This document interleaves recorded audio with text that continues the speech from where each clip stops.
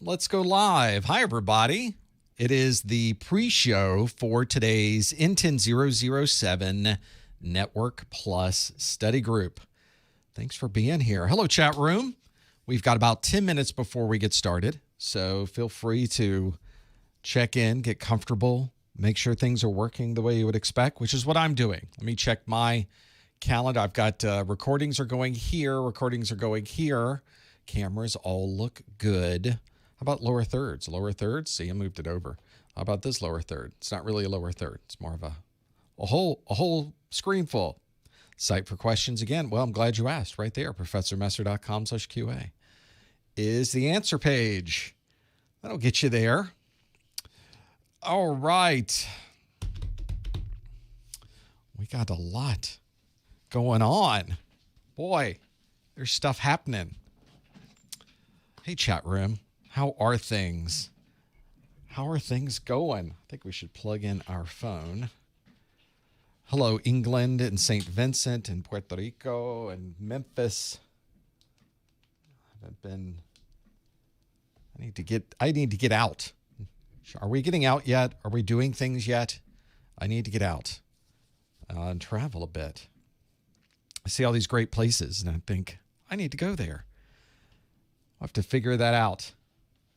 Hello, Bahamas. Hello, Maryland. Hello, Dubai. How's everybody doing? It's a Wednesday. I managed to make this. I've actually been traveling this first part of the week in Florida. So, and there's another Tallahassee person. So I was just in Orlando. Now I'm back running errands, doing things. My son graduated in Orlando this past week, so that was exciting. Has his cloud computing degree. Now the fun begins. Can we get a job? And ironically, I think he's going to have to get his A+. I think he's going to need to get that certification so that people will pay attention to his very nice resume. Isn't that weird? It's just how it is, though. It's not surprising. It's just weird. Hello, Orange County. Hello, Vermont. Good to see everyone. Good to see everyone. It's a good time to do some Network Plus, too.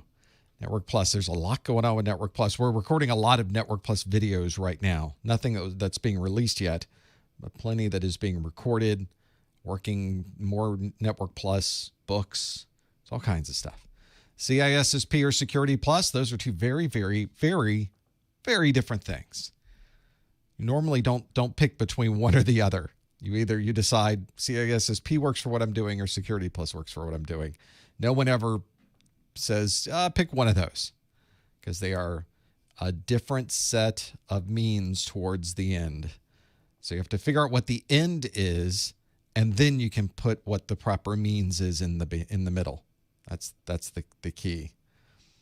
Hello, Dallas. Hello, Canada. Hello, Puerto Rico. Again, Puerto Rico. Where are you in Puerto Rico? Puerto Rico used to be part of my territory, so I'd have to fly down there quite a bit and travel around. That was before the days of Google Maps, and so I'd have to stop and ask people, how am I getting from here to there? Well, you go down to there. Everybody would draw a little map for me. And they'd have to put in, here's where the tree is, here's where the building is, here's the thing you're looking for, and make a left. Like, can't you just give me the road name? Nope. No, we're going to do something. San Juan, okay. Hello, Amarillo. Puerto Rico is such a beautiful place, such nice people, too. Nicest folks in the world. South Carolina, welcome. Hello, San Jose. They're on Tasman Drive. You spend a lot of time on Tasman Drive as well. Speaking of, that's really not San Jose, but sort of a Milpitas area, if you will. Hello, Baston. We've got New Mexico. We've got, hello, Memphis. How can you pass the A+ the very first time? Boy, that's a good question. The passing the very first time for an exam is just, you just have to know everything that's in the exam objectives. That's all. See how easy that is? There's no single way to do it, is there? It's a combination of things you just have to put together. Hello, North Carolina and Virginia. Some Northeast is checking in. Sort of the southern part of Northeast. It's all Northeast to me here in Florida. Hello, South Africa. I am a guy, and I did ask for directions. Well, when you don't have a choice, you're in the middle of nowhere or a place you've never been before, and you've got to get to a Banco Popular site somewhere that's up there, but you have no idea where that is or how to get there the best way. And if you've ever driven around Puerto Rico, there's a good way and there's not a great way. There's always traffic somewhere, but there's ways to get around it. You just have to find the right person. 4 minutes until we get started. 4 minutes, everybody. This is not the show. For those of you tuning in and wondering, why are we watching the back of his head? Eventually, you'll see the front of my head. I'm not sure which is better, though. This might be better for everyone. So we'll have to see. That's the challenge, is just getting around. But now it's all Google Maps. You can kind of figure it out. You don't have the local knowledge of what the better or worse areas, a way to get there, which roads are really the better ones for doing that. But you can get there. That's the challenge. That's the key. My setup here, well, yeah, it's quite a bit. There's quite a lot of things. Although it is smaller than it used to be. I have honed it down to a very specific set of things that will fit on a desk. And although it doesn't look like all of these things are fitting on a desk, they are. So I've made extensive use of monitor stands, and I have a really big desk here. It is, I can't even reach it. So my arms are completely out. The end of the desk is here. I have to lean all the way over, and the desk is over here. So you're talking about a really large and deep desk by design, because I really needed to do this. I wanted to be able to set up the studio on a desk. Studio on a desk. My new book, Studio on a Desk. And that's why it sort of ended up being like this. I used to have a separate monitor that was on a separate stand. Well, it's just in the way. Let's put it on the desk.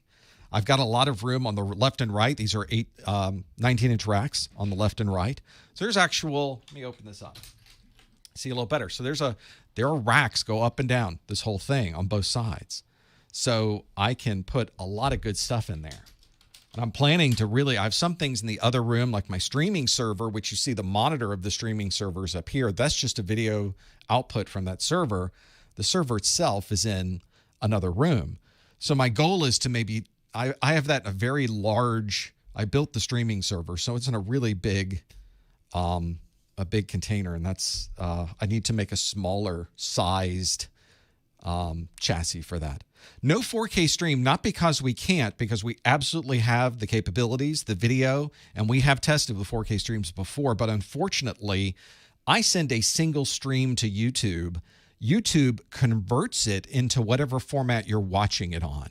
That conversion process takes some time. For 1080p, which is what you're seeing now, the 1080p traffic takes seconds. So you see this about 3 seconds after I say it. And for what we're doing, which is very interactive, that's perfect. They're 4K though. 4K obviously 4 times larger than a HD signal.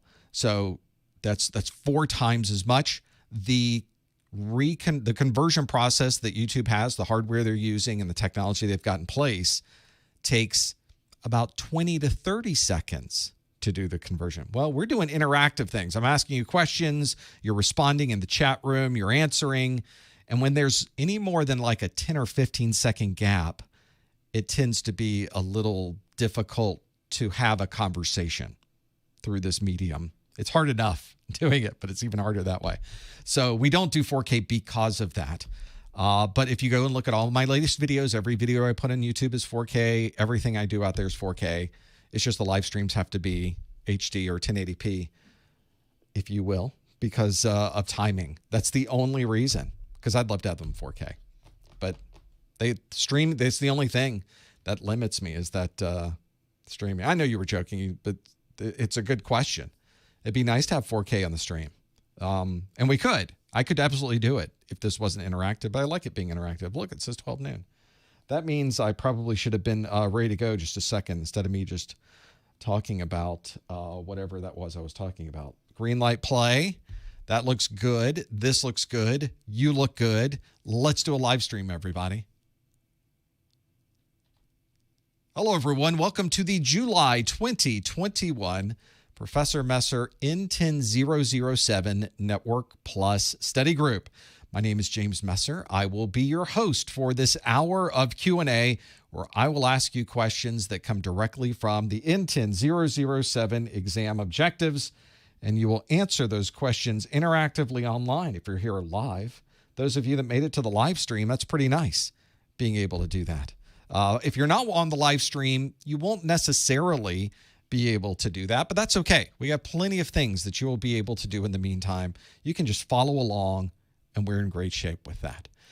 The way that you can participate if you are here live is to go to professormesser.com/QA. Just pop open a new browser window, go to that URL, professormesser.com/QA.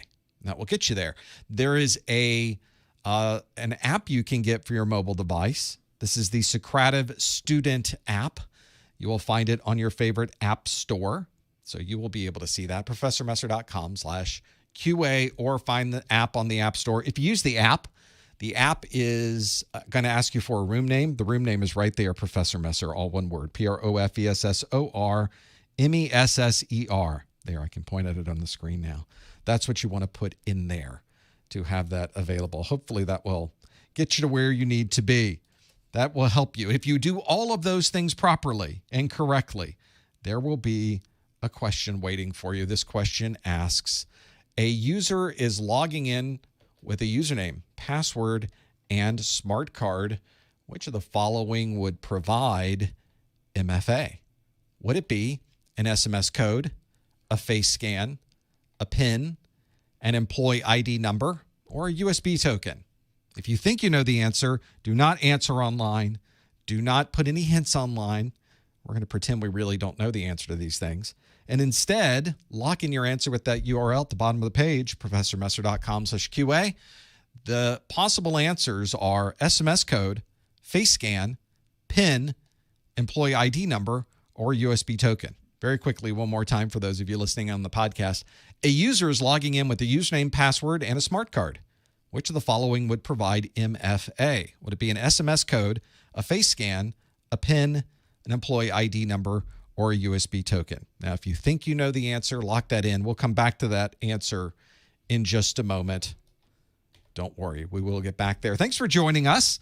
Thanks, chat room, for being here. Thank you for being here on the live stream. We really could not do these without you. But of course, when we're not live, there's always things that you can find. We have new videos coming out all the time. You can join and subscribe to our YouTube channel, professormesser.com/YouTube. We also have pop quiz questions every week for the Network Plus exam. You'll find those on Twitter, professormesser.com/Twitter.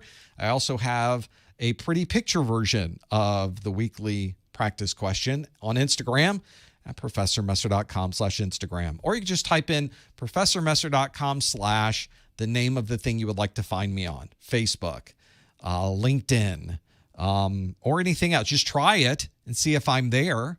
And if I'm there, it'll pop up. And if I'm not there, it won't.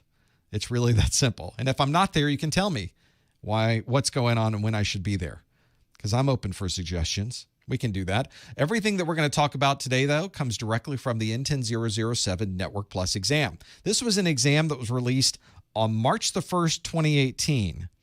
This means that there's probably retirement coming up soon, isn't it? Except the whole thing is scrambled with retirement dates and everything else. We'll talk about that in just a moment. This is a single exam you have to pass, though, 90 minutes long, a max of 90 questions. You need to score 720 on this odds scale of 100 to 900. There are a combination of different kinds of questions you will get on your exam, both multiple choice and what CompTIA calls performance-based questions, which are fill in the blank or matching or putting things in an order or drag and drop or pull down menus. There's all kinds of things they do. But it is different kinds of questions, but they all come from the exam objectives. That is for the current and available N10-007. If you are studying right now for the N10-007, you should absolutely keep studying. There is plenty of time before this exam is ever possibly going to retire. So don't ever wait to get certified. it is an enormous disadvantage to you because everybody else is getting certified. They've already got or are getting their certifications, and when they put in their resume next to yours, theirs is going to look better. So don't do that. Make sure you always get those certifications in your pocket that moment. There will be a new version of the Network Plus coming out, though. CompTIA announced last year during one of their events, you can find it on YouTube, where they said we are expecting to probably have it out in September of 2021. So right now we are in July of 2021. So in a couple of months, we should see a new version of the Network Plus if they stay to that schedule. They have not officially announced anything, but we can expect, or at least we'll tentatively put a pin in it and say that it's going to be September 2021. The N10-007 continues to be available and will be available well after the release of the N10-008. In fact, I expect the retirement will probably be in the March timeframe or maybe even a little bit later, depending on how much leeway they give, because just the craziness of scheduling right now. For instance, they gave a 9-month ramp for Security Plus. But if we keep to their normal 6-month schedule, if they release in September, we'll probably see the N10-007 get released in probably the March or retire sometime in the March timeframe. Still plenty of time as we sit here in July. So keep going, keep doing it, keep working towards earning your Network Plus certification. Do not stop or think that you're going to wait for a new version because there's just zero benefit in doing that. If anything, it's an enormous disadvantage to wait to get certified. Always, always, always lock yourself in, get that certification right away. The only difference might be is once the N10-008 is out and we're getting close to March, you might say to yourself, let's ship. But by then, you're not waiting for anything. You're just going with the N10-008. That's usually how it works. Normally, there's a 6-month overlap. In the past couple of releases, there's been a 9-month, primarily because things are a little bit crazy with those timings. If you ever want to know what's on the exam, though, and you want to know, are they updating this? Is there going to be something new? You can always find the exam objectives at professormesser.com/objectives. Now, of course, all of my Network Plus videos are available for you to watch for free online every minute of every video. There's no registration required. I don't want your email. There's nothing behind a paywall. There's nothing you would have to do. You just go to my website or to YouTube, and you will have an immediately available access to all of my training videos. That's by design. But of course, I have all of these other books and other training materials. Maybe some people would like to have an offline version of my videos or my audio files. So I just took everything I had that was Network Plus and I stuck them into one big success bundle. You'll find that at professormesser.com/netsuccess, and you'll find course notes and my exam hacks ebook and Q&A access and all kinds of things there as well. If you're listening to this video or watching this video and you'd like to get an audio-only podcast version replay, it is available at professormesser.com/podcast. I have podcast replays there for A+, Network Plus, Security Plus. So you can plug this into your podcast listening program that's on your mobile device or however you'd like to use it, and it just downloads automatically when it's available. A nice way to keep track of all of the latest study groups. Of course, there is a video replay version of this study group available on YouTube. It's available immediately after we close this out today. You'll also find that about a day later, my marketing manager, Lori, will have a list. She'll go through this entire thing and list out all the timestamps. So if you look at the YouTube video description, you can jump exactly to the part of the video you're looking for. It's all listed there. Lori's having to watch this replay. Everybody say hi to Lori, and she will make sure she has that available. You can go back over a year. You can go back years now with this for those timestamps. It's really, really useful and really valuable. There's also, when you're not here on the live stream, we've got a 24/7 chat. You can join our Discord at professormesser.com/discord. I'm there all the time. You can ask questions. You can ping me there. You can send a direct message. It's all available at professormesser.com/discord, or click the Discord icon in the upper right of my website. That will be there for you as well. When you are ready to take your exam, do not pay full price to take that exam. Instead, you can purchase a voucher for a discount so that you're not paying full price for this. And of course, I have these on my website already pre-discounted. You don't need a discount code. You don't need any type of secret access code. You don't have to input any term or coupon code that constantly changes. I never have understood the whole coupon game. I guess it's fun to think that you were able to finally find the one that works. I think it's more fun not to have to go through all of that. So they are automatically discounted on my website. Go to professormesser.com/vouchers or choose the voucher link that's at the top of my website, and you will find all of the vouchers are already pre-discounted. Kind of nice. Also, here's something you won't get everywhere else. If you purchase a voucher from my website, I will include with that a free copy of my Exam Hacks ebook. There are about 14 life hacks in there that can help you with the study process, help you during your exam, and might even help you afterwards if you need some additional help. All of those are in my Exam Hacks ebook. That up to this point has only been available with my Success Bundle, and you can't buy it as a separate book. You can only get it with these vouchers or with my Success Bundle. And I think it might give you some tips that can give you a couple extra points on this exam. And sometimes that makes the difference when you're working on these exams. Find out more at professormesser.com/vouchers. So you can find that there. Let's go back to that question we asked earlier, which was a user is logging in with a username, password, and smart card. Which of the following would provide MFA? This is MFA, and it would be an SMS code, a face scan, a PIN, an employee ID number, or a USB token. And all of you say that it is 39% of you say it's a face scan, 23% of you say SMS code, 13% said USB token, 17% said PIN, and 8% said employee ID number. We were all over the place. This is a question from last month. So this is one that if you were here last month, you probably got this one right. But this is a multi-factor authentication question. That's what the MFA is, multi-factor authentication.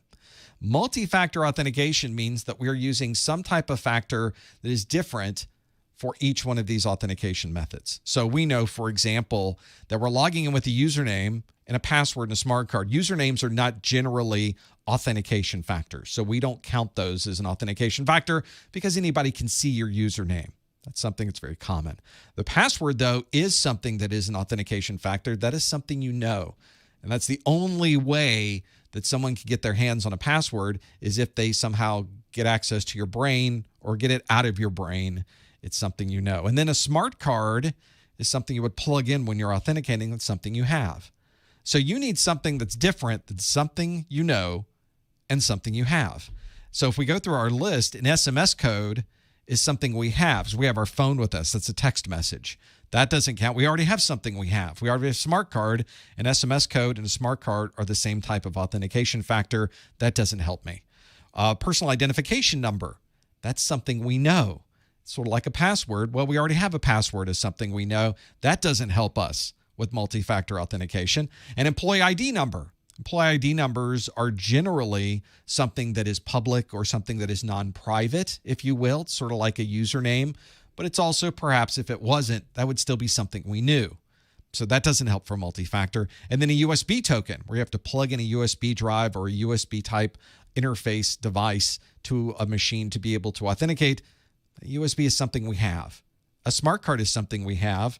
Doesn't provide us with any additional authentication factors. The only one here that provides us with an additional factor for authentication is a face scan, which is biometrics. It's something we are. So it's a fingerprint, it's a face scan, it's a retina scan, it's a hand scan. It's something that's biometric and physical to you, something you are. Not something you know, not something you have, something you are. So face scans are very useful to be able to use this. Who's actually using a face scan? Everybody. Do you have a phone? Everybody's using a face scan. Everybody. Well over a token. I use face scan every day, multiple times a day, constantly. So they're much more common than you might think. It's just, it changes so fast. The next version of a phone that comes out may use something completely different, and then we all move to that one. So being able to use that. An SMS code is a multi-factor authentication. An SMS code is something you have because it comes through on your mobile phone. It's a text message. It's something you have. Well, smart card is something you have, so we're doubled up. So an SMS code is not an additional factor. It's the same factor again, which doesn't help very much as far as that concerned. That's why if you answered, 44% of you said face scan, that's the right answer. So we did pretty well for working through that.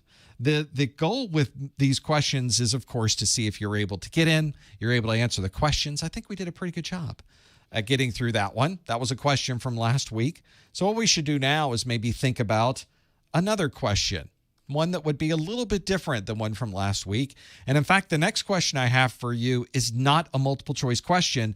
The first question, the first new question of every month, is a performance-based question. And as I mentioned, performance-based questions can be a question that is a fill in the blank. It could be one that pops us at a command prompt and asks us to perform a function. It could be one that is a matching. It could be in one that puts things in a particular order. Maybe it's a drag and drop question, a lot of different ones. So today for you, I have a matching question, relatively easy matching question.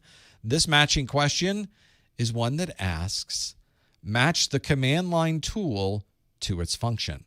And I have 5 command line tools here. I have ping, route, IP tables, ifconfig, and ARP.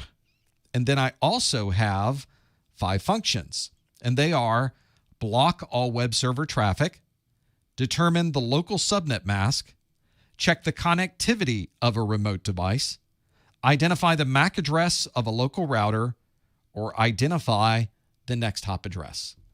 These are certainly ones that can help with some of the things that you're doing. Let's see if we can step through these for those of you listening in on the podcast side. The 5 different command lines are ping, route, IP tables, ifconfig, and ARP. We've got 5 functions. They are block all web server traffic, determine the local subnet mask, check the connectivity of a remote device, identify the MAC address of a local router, and identify the next hop address. Some of these sound similar to each other, don't they? But of course, there's only going to be a one-to-one reference here. I have 5 command line tools. I have 5 functions. If you already think they're in the right order, you would simply put in 1A, 2B, 3C, 4D, 5E, and you'd be good. But that is not the right order. Of course, that's not the right order. One of these days I'm going to do that, but it's not today. Today, you have to really look through these and think about what's there. And so maybe you know what these are. Make sure that there's at least 1 or 2 in here that you could accidentally switch back and forth. So see if you happen to know what they happen to do, and you can put them in. Make sure you put them in at the link that's there at the bottom of the screen, professormesser.com/QA. Please don't answer in the chat room. Please no hints in the chat room. We'll see how well you do with knowing your command line tools. If you wanted to get extra credit, if you were trying to push this question a little bit further, I would, of course, always recommend that you would be able to know how to use a ping, know how to use these commands, know how to use the route, know how to use the IP tables or ifconfig or ARP functions. If you've never used them, that might be a reason why you can't remember what they do. When you start to use them, for some reason, it links together kind of a muscle memory. A synapse gets fired in your brain. I don't know what happens, but it links together. Oh, yeah, I remember when I ran that ARP command, that ifconfig command, the IP tables command, the route command, the ping command. And you can reference what you're seeing on the screen and remember back the way that worked. So hopefully that can help you with your studies and the way you would think about using it and working through it. Certainly something to keep in mind if you're working through these. Let's see how you did with these. Let's go through these one at a time and see if we can answer and figure this out. Let's see how we do. The first one on our list was the ping command. I tried to start us off easy. If you've ever used ping, this is probably, if you're a network professional, the most common command you will ever use in your career ever. If I could count the number of times I've used the ping command in my career, if it would just be, it'd be in the billions, it'd be in the trillions of times. And that's because I very often need to check the connectivity of a remote device. Is that device on the network? Is it responding to my pings? Do I get a response back? And that's one way to be sure if that device is actually there and working the way, well, at least there. I don't know if it's working how we expected, but it's at least working at the network level. I'm at least able to send it some traffic. It is at least able to respond to me with that traffic. Doesn't really give us any more information than that, but sometimes that's the most important information. Is that device even able to talk to me? So very useful to know. Second on our list was the route command, and there were a few things on our list that could perhaps work through the route command. But if you are trying to figure out what the default route might be, what the path our packets will take to go out over the network, then certainly we would need to identify the next hop address, and the route command allows us to see what the next hop address is going to be. If you had to troubleshoot a routing loop, you would need to know how to read these routing tables. And in fact, it's an important part of your Network Plus certification, is to be able to understand the route command and know what you're looking at on the screen. Probably going to be important also for the N10-008, and I wouldn't say that if it wasn't the case. So make sure you're familiar with that. Third on our list was IP tables. IP tables, like an IP desk or an IP bed. This is the IP tables. IP tables is a table of IP addressing that allows us to filter information. So if we want to block, for example, all traffic going to a web server, then we can absolutely do that from IP tables. That's a great way to do it. It's built into many Linux versions. There are differences in Linux distributions. For example, the one that I commonly use on my website uses Firewall D. Previous versions that I used to use used IP tables. So you, of course, have to check with your particular configuration and be familiar with what it's doing. But maybe that can help you with understanding what the IP tables. I like it when you play along, by the way, with your IP chairs and your other IP pieces. Thank you, chat room. I at least know that I'm here. I at least know that the stream is working. Fourth on our list, ifconfig. Ifconfig. If you ever needed to understand what an interface configuration setting was, ifconfig is the one that can help you determine perhaps what your local subnet mask is. What's the local IP address on this device? What DNS settings are here? Although ifconfig won't show DNS, will it? ipconfig would. Ifconfig, though, the Linux flavor of that, to be able to know what those are. Ifconfig, extremely useful. Of course, another one of those commands that will differ depending on what Linux distribution you're running. It may be the IP command to look at address information on your Linux distribution. But for the purposes of Network Plus, knowing ifconfig is all you would really need to know. Very easy. In fact, I've seen most distributions I've used that had the IP command had an alias that would show you effectively the ifconfig information by using the alias. In any case, that's the combination we need to know. Determine the local subnet mask. Ifconfig will do it perfectly. And last on our list is ARP. ARP, the next and the only thing left on our list. If you wanted to identify the MAC address of a local router, you would use ARP. Now, how would that work exactly? You can't view a MAC address of a local router by looking at a routing table. That only shows you IP address information. You can't see the MAC address of a local router. It's a different device by using something like ifconfig, because ifconfig shows you your local device. So now we need to somehow know the MAC address of that device. And one of the easiest ways, I do this all the time when putting new equipment on, especially when I'm adding a new firewall to the network. It's a layer 3 firewall. I want to be sure it's routing properly. I want to be sure my local routing table knows that that's the new default gateway. I will ping the IP address of that device. And when you ping the device, there's a whole ARP process that takes place behind the scenes where your machine is going to find out what the MAC address of that device is based on the IP, and it puts it into a local table. And by using the ARP-A, I can look at that local ARP table and know what the MAC address is of one of those devices that's on my local network. In this case, the local router. But it will show me all of the local devices that I happen to know the MAC address for. The Address Resolution Protocol is what that is, and that's how that works. Knowing the MAC address of a local router. So for those of you listening on the podcast, let's go through one more time. The ping command checks the connectivity of a remote device. The route command identifies the next hop address. IP tables blocks all web server traffic. Ifconfig determines the local subnet mask, specifically on a Linux device. And ARP identifies the MAC address of a local router. So plenty to go through there. That is only a small subset of all of the command lines that you need to know for your Network Plus exam.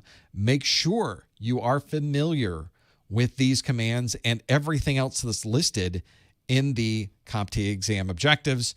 You will be asked about these things. These specifically come from the N10-007 course, section 5.2 command line tools, where I take you through a demonstration of every single one of these tools, and I demonstrate it in a way that you could also do it on your own machine. So you can go through and look at what your computer looks like and what your route table looks like and what your ARP table looks like. You can see it all based on what I'm doing in that video. It's a great place to go, and that is our performance-based question of the month. Hopefully you're familiar with those. Let's do a multiple choice-based question. Next on our list is this question that asks, so I click on my side, which of the following attack types would describe the process of identifying a password based on a stored hash? Would that be phishing, spoofing, a logic bomb, denial of service, or brute force? Which of the following attack types would describe the process of identifying a password based on a stored hash? Would it be phishing, spoofing, logic bomb, denial of service, or brute force? So make sure that you go to professormesser.com/QA. That is the link that's on your screen. And then you can lock in your answer. Please no answers in the chat room. Please no questions in the chat room. Please no hints in the chat room. We will definitely figure this out as we go through. Yeah, I don't use IP tables anymore. Certainly is a very capable type of firewall, although I do find Firewall D a little bit more manageable. I've messed up Firewall D just as many times as I've messed up IP tables. So I'm really good at messing up my firewall rules unless I really spell them out. So lately I've done that. I've started spelling everything out, of getting everything ready to go, and then I just copy and paste it just to make sure I don't mess anything up for you guys. Always has to be available. Make sure those things happen. Whenever I go through and work these commands, it's nice to have familiarity with the commands and what they can do, but extremely important to know what these commands are for the exam. Firewall D is not currently on the Network Plus exam objectives, so it's really just something that I do on my own server. Hopefully that can help you be able to work through those. Whenever I start looking at these questions, though, it's very useful if you are familiar with each one of these. Every single one of these answers, by the way, is in the exam objectives. So make sure you're familiar with that. Let's see if we can go through these. Let's try this one out. Let's go through this question that asks, which of the following attack types would describe the process of identifying a password based on a stored hash? Would that be phishing, spoofing, logic bomb, denial of service, or brute force? And if we look at the results, you can see that 64% of you, I guess I can get rid of my lower third there, so we've locked it in now. 65% of you say it's brute force. There's a brute force to have that there. We also have 14% that said, nope, that's a logic bomb. And then we had 10% apiece that say that it's phishing or spoofing. And then lastly, only 1% of you say that it's denial of service. So if there's ever a case where you are trying to figure out the details of what a particular type of attack does, it's very useful to have some practical examples of those things. Brute force is one of those that you would have to use. Let's say you found the hash of a password. For those of you familiar with the hashing process, you can't just undo a hash. There's no way to do that. There's no way to somehow go back to the hash and undo what was there. If you were to encrypt the information, there's a decryption process. You can easily recover what's there. But the problem with a hash is there's no way to recover that. So one of the things that you have to be able to do is to do a brute force. The brute force process is going to either be something where you're online and you're trying the set of passwords. The problem is if you do this online, that you're going to lock out the account. So most people don't perform a brute force attack online. The attacks they might do online is they might try the top 2 or 3 passwords. And if they don't get it, they go to the next thing. Not a great case for doing that. But if you did want to be able to take it offline, you can then start performing a brute force where you try every possible combination of letters, numbers, and special characters, compare it to the hash that was stored previously, and you can see if it matches. If it doesn't match, we try another combination. Did that one match? No. We try another combination. If that one matched? No. Et cetera, et cetera. So brute force is a very common way to do that. It's the only way if all you have is a hash there. There are some other ways to speed this up in the chat room. Some folks are even mentioning that it is rainbow tables, dictionary attacks. Some of those are in the exam objectives, so make sure you're familiar with those. They can be really useful to know. And it's something that maybe you've been now handed a server and said, well, the administrator for the server left. All we have are the password hashes. Can we recover some of these passwords? You may be in a case where you have to be able to do that. So this is one of those times where knowing the process might help you go through all of those. It might help you. It might get you there. Brute force is certainly the answer here. 65% of you chose brute force. You already knew that's the right answer. Now, what about phishing? Wouldn't phishing help? Well, the phishing might be good to call somebody and say, hi, I'm from the help desk and we need your password. We can do a little bit of social engineering that way. But if all you have is a hash, phishing isn't going to help you. If you show somebody the hash and say, okay, here's your hash. What's that? What is that? They don't know. That's why we store them as hashes. So that doesn't help either. We have spoofing. Spoofing is good if you want to take the persona or the specifications of another device or person, but that doesn't help you if you've got a hash. That doesn't somehow recover the hash from that. So that doesn't help us either. A logic bomb is some type of timed or event that occurs when something else happens. In this case, that doesn't help us recover a password from a hash either. And then denial of service is a type of attack that just brings down a system and makes it unavailable. It denies you service. It denies you being able to use that particular service. So that doesn't help us with recovering a password either from a hash. The only one that really does in this example is the one that 66% of you chose. Answer E, brute force. Well done. Well done with that. If you're wondering what a hash is, you can always go back to the exam objectives. I talk about those details in my brute force attack video, my video in section 4.4 called Brute Force Attacks.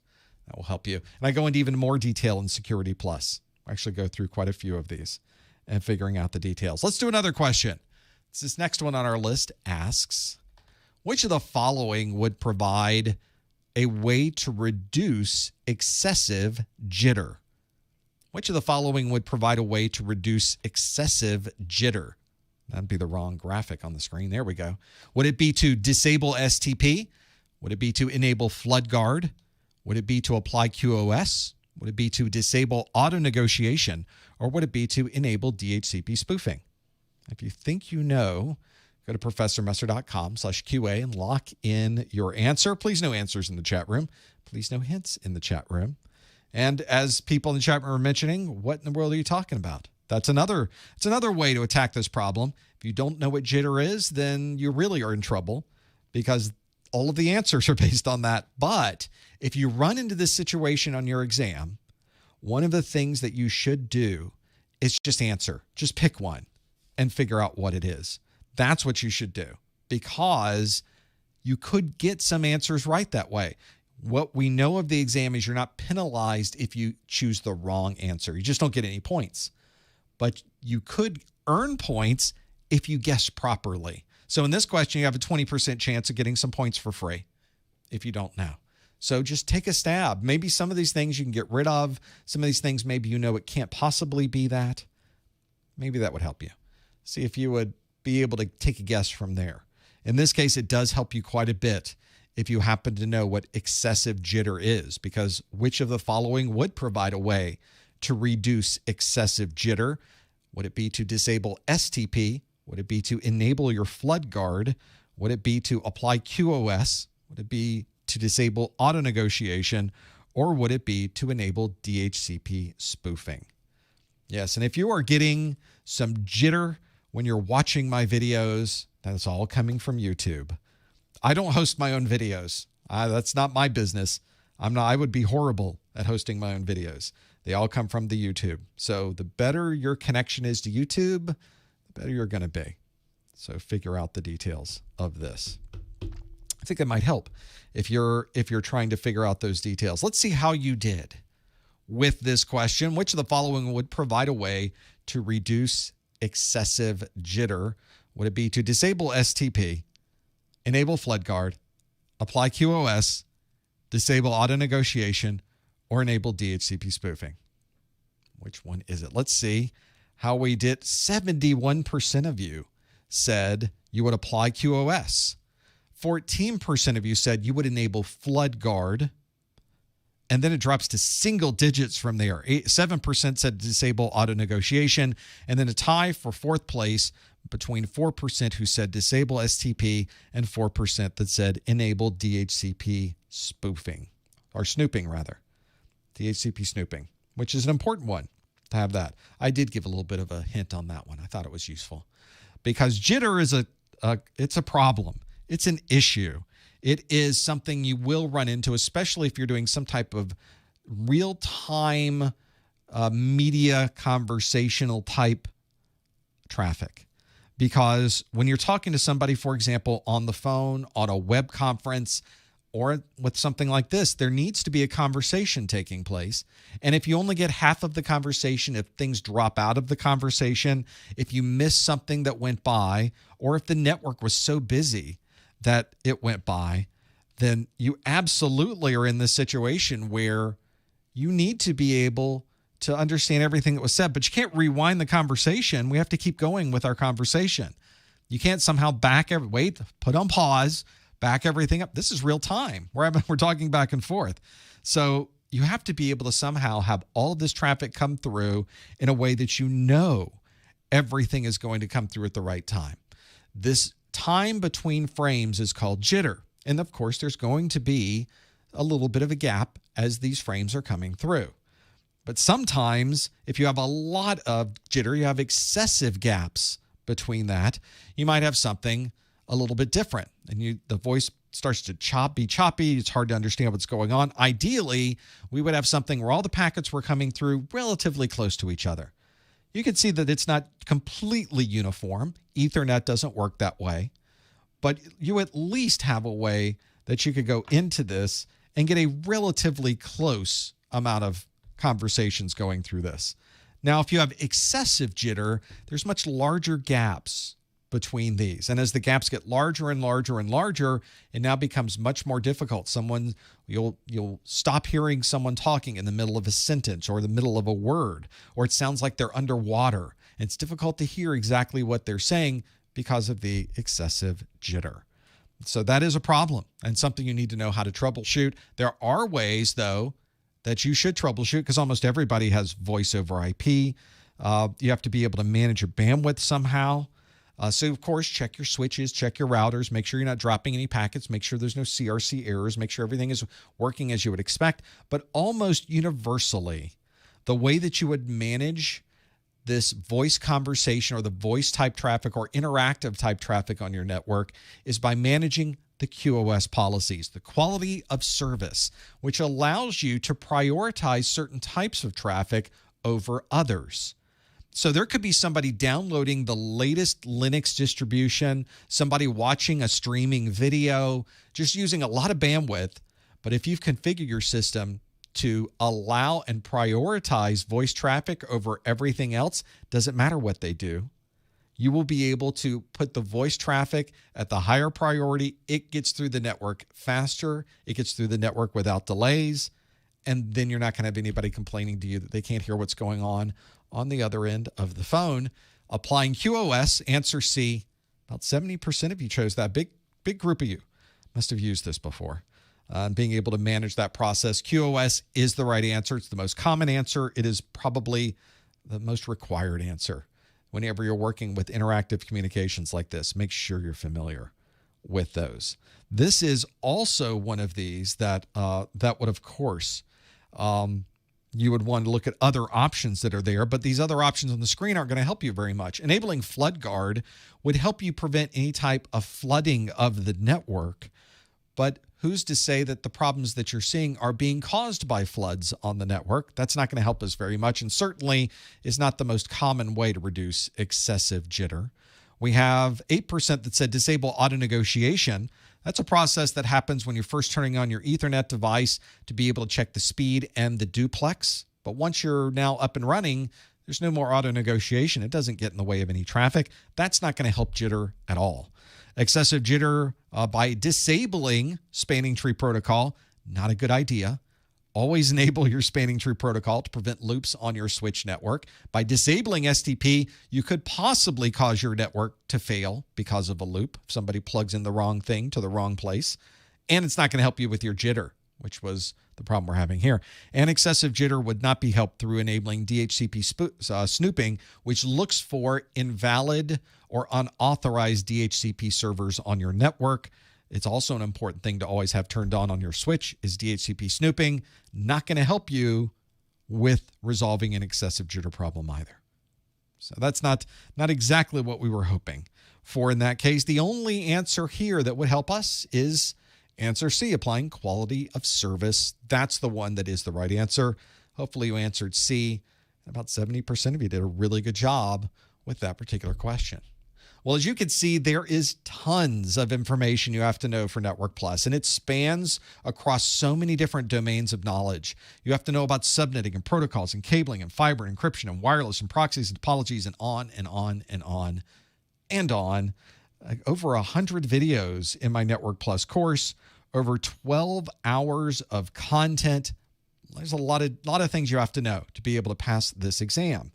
I, of course, think you should go through every single video. You should watch every minute of every video. You should write down everything that is in every video. But the reality is we don't often have that kind of time in our life to be able to do that. Sometimes it can get a little hectic. So I've put everything into one place, which not only makes it easy for you to concentrate on the videos because you don't have to concentrate on writing your own set of notes. You can also use this as a study guide once you're done watching the videos.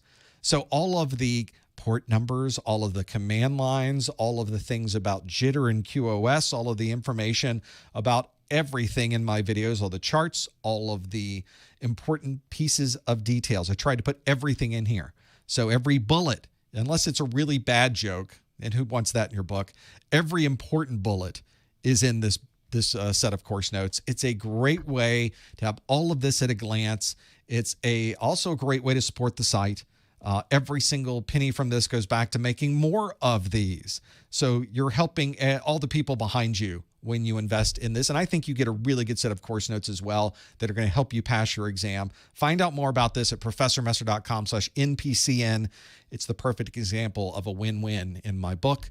Have a look at that, professormesser.com/NPCN for Network Plus course notes, or simply click the link at the top of the website. It's a great way to support the site. Let's do another one. Let's see what our next question is. This is a good one because this one's going to require quite a bit of reading. This question asks, which of the following is a valid IPv6 address?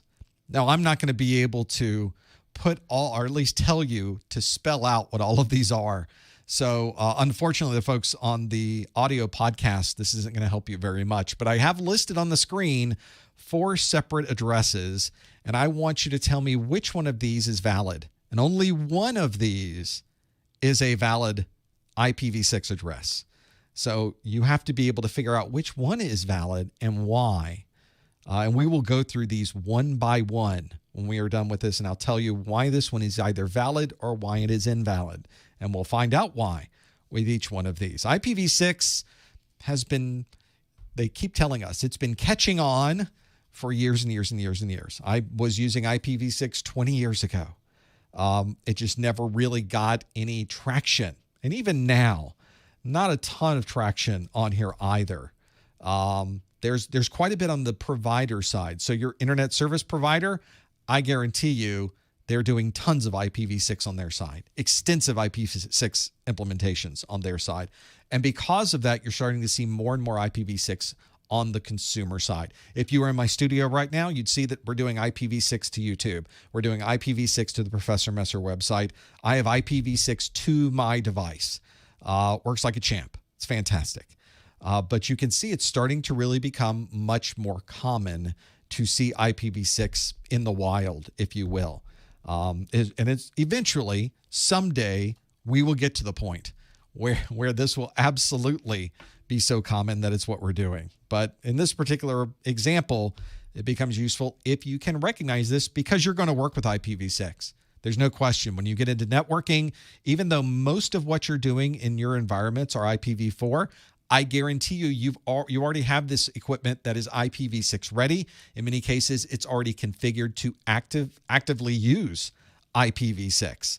So make sure that you are familiar with IPv6, what the formats are, how it works. Remember, of course, no answers in the chat room, please. No hints in the chat room either. We will figure this out and being able to work through them. It looks so different too. These are not IPv4 addresses. No way. We'll figure out what these happen to be. And it's part of the problem also, some of you are mentioning in the chat room with IPv6, is that the people that have implemented IPv6 don't necessarily understand everything there is to know about IPv6 either. So there's a few bugs here and there we have to work through. There's a few implementation issues. There's a little bit of a ramp as we figure this out, but we're going to figure it out. I think most devices and most components have figured it out at this point and being able to work through those. Let's see how we did with this one. The question asked, which of the following is a valid IPv6 address? So this is, as you can see from these 4 IP addresses, let's see what you think the most, or which one is the valid IP address. 61% of you said the last one on the list, which is this IP address down here. That's the one that most of you, 60% of you, say is a valid, a perfectly reasonable IPv6 address, which means the 12%, 12%, and 16% of you that chose the other 3 answers say that these are not valid, or what the 60% are saying, these are not valid IP addresses. So let's see why, as we step through these, this would be either valid or not valid. So let's look at the ones that we think are not valid. We'll start with the first one here, which is A, which starts off pretty good. We have, this is, of course, an address. They are written in hexadecimal form, so we're expecting to see letters and numbers that range between 0 to 9 and A through F. And if we see that, we're in pretty good shape. In fact, all of that seems to range that way. But one of the things that you'll notice with IPv6 is you can have a shortcut with IPv6 where if a group of these hexadecimal values is 0, you can skip over them by putting a double colon in place. So everything between those colons is zeros. What this means, though, is you can only have one instance of a double colon inside of an IPv6 address. And in this case, there's another one. There's 2 double colon, which means we don't know how many zeros to put in on either one of these. That's why answer A would be an invalid IPv6 address, because it has 2 sets of double colons, and that will not work. That is invalid. Second on our list, answer B. Well, we don't have to worry about double colons. We have only one set of those. That's good, except one of those groups of hexadecimal values does not have 2 bytes in it. It has more characters than it should. It has AEDEC in the middle. That's why, wait a second, that's not going to work. That's way too many hexadecimal values inside of a single grouping in IPv6, and that's why answer B would not be the right answer either. Lastly, answer C, which also only has one set of double colons. That's good. So I like that. But you will notice, as I mentioned earlier, hexadecimal expects a value between 0 and 9 and between A and F, except in this case, one of these has an H. That is not a valid hexadecimal number. Therefore, it is not a valid IPv6 address. Therefore, C would not be correct, which leaves us with the only answer, which is D. 59% of you got that right. Only a single set of double colons. All of the values in here are hexadecimal. In fact, I think that's is that my local loopback or my local link address? I think it is. But we've got, or I think I may have changed 1 or 2 of them. But this is one that is a perfectly valid IPv6 address, and that's why answer D is the only possible valid IPv6 address. Wow, there's a lot of rules with IPv6. So this is where we have to know the rules. In fact, it's useful for your Network Plus that you not only know the rules, but you know how to collapse these down into their smaller form and expand them back out into their full written form. So if you can do that, most of these rules become relatively obvious. You'll go pretty well with figuring out those details, which means that in this case, D is the only possible answer that this would have here. If you're watching this video for continuing education unit credit, then one of the things that you'll want to do is get an email from me saying that you must have watched this video. The way that you can do that is go to the top or the bottom of the Professor Messer website. There's a Contact Us link at the top or the bottom of the Professor Messer website. That Contact Us link brings up a form where I want you to put in your name, your email address, a subject line, and in that subject line, please put that this is the July Network Plus study group. July 2021 would even be more helpful, but it doesn't have to be there. I can figure it out, I think. And then in the message body, on a line by itself, put the super secret code word of the month, FE80:F4:CC. No. It's IPv6. IPv6 is the super secret code word of the month. I do not want you to put that whole IPv6 address in there. Please don't do that. IPv6 is our super secret code word of the month. You can also put anything else you would like in that message as well. I do read through every single one of those. And I do, of course, like to get these messages from you. I'm not able to respond back because I get hundreds of these every month, but I do absolutely read through every single one of these you send. Thank you for your comments. You can do that again, top or the bottom of the Professor Messer website. Click the Contact Us link, put your name, your email address, put this is July 2021 study group, and put the super secret code word of the month, IPv6. That's the one you want to do, and then you can, of course, make that happen. In the chat room, somebody asked about IPv6 and was asking, well, with IPv6, if you have all these addresses, do you really need DHCP anymore? And the answer is not necessarily. But there are things that DHCP provides, like DNS information, like the location of a voice gateway, things that aren't automatically configured as part of IPv6. It may still be important for you to have DHCP, even though IPv6 can effectively auto-configure itself without a DHCP server. At home, you probably won't need DHCP for IPv6. You won't need any of those fancy things. But in a corporate environment, you might need that. It might be helpful to be able to be familiar with those.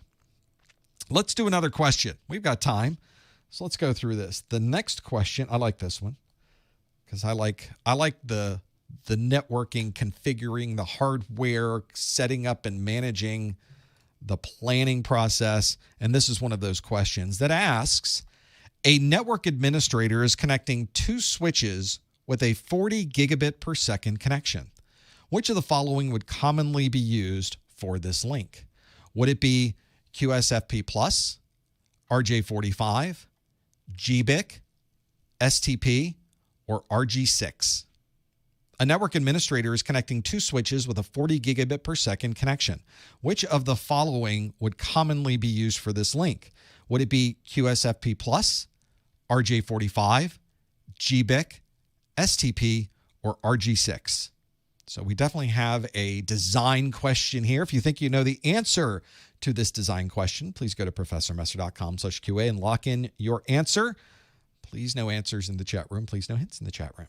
I am so sorry you have to listen to me say that every time. But there's a reason we say it every time, as some of you have noticed. That's one where we do have to know what each one of these are. Each one of these, by the way, are real things. I didn't just put a bunch of abbreviations down. If you don't know what one of these abbreviations is, make a note of it so that you can go back to the exam objectives and become more familiar with the different abbreviations and what they are. You know, it's important on the exam to know more than just what the abbreviation letters mean. You don't want to be in a situation where if I ask you what GBIC is, what STP is, what RG6, knowing what the words stand for is not the important part. So having a flashcard that just shows you that the name or what those letters stand for doesn't really help you. You need to understand how it's used, because the questions you'll get on the exam will not be questions that ask you what are the words associated with GBIC. You'll never get a question like that. Instead, you get a question like this, where you have to use GBIC or RG45 or STP or RG6 or QSFP+ or whatever it happens to be. You have to be able to understand how those things would be used. And this is one of those questions that really is asking you, when would you use that type of technology? Maybe this is one that you'll be familiar with too. All of those from the exam objectives, and that's why I mentioned those. Let's see how you did with this one. The next on our list, a network administrator is connecting two switches with a 40 gigabit per second connection. That's a pretty fast connection between two switches. Which of the following would commonly be used for this link? Is it QSFP+, RJ45, GBIC, STP, or RG6? We look at the results. 48% of us, almost a majority, say it's A, QSFP+. 22% say you would use RJ45. 20% said you would use GBIC. And then single digits, a tie for fourth with 4% apiece between STP and RG6. So the real question here is we have to combine some of these technologies together. We got a 40 gig per second link. This is not 4 separate 10 gig per second links. This is one single 40 gigabit per second link, which means that we have to have a technology that can go that fast, that can work through that. And if you're thinking already in your mind, fiber, I'm going to need some fiber because fiber goes fast. You're absolutely right. It would be fiber. And in fact, the thing that you're really looking for is the QSFP technology, which is the quad small form factor pluggable technology. You would commonly use this with the standard 4-channel SFP would be for gig type connections. You could put 4 gig connections into one link.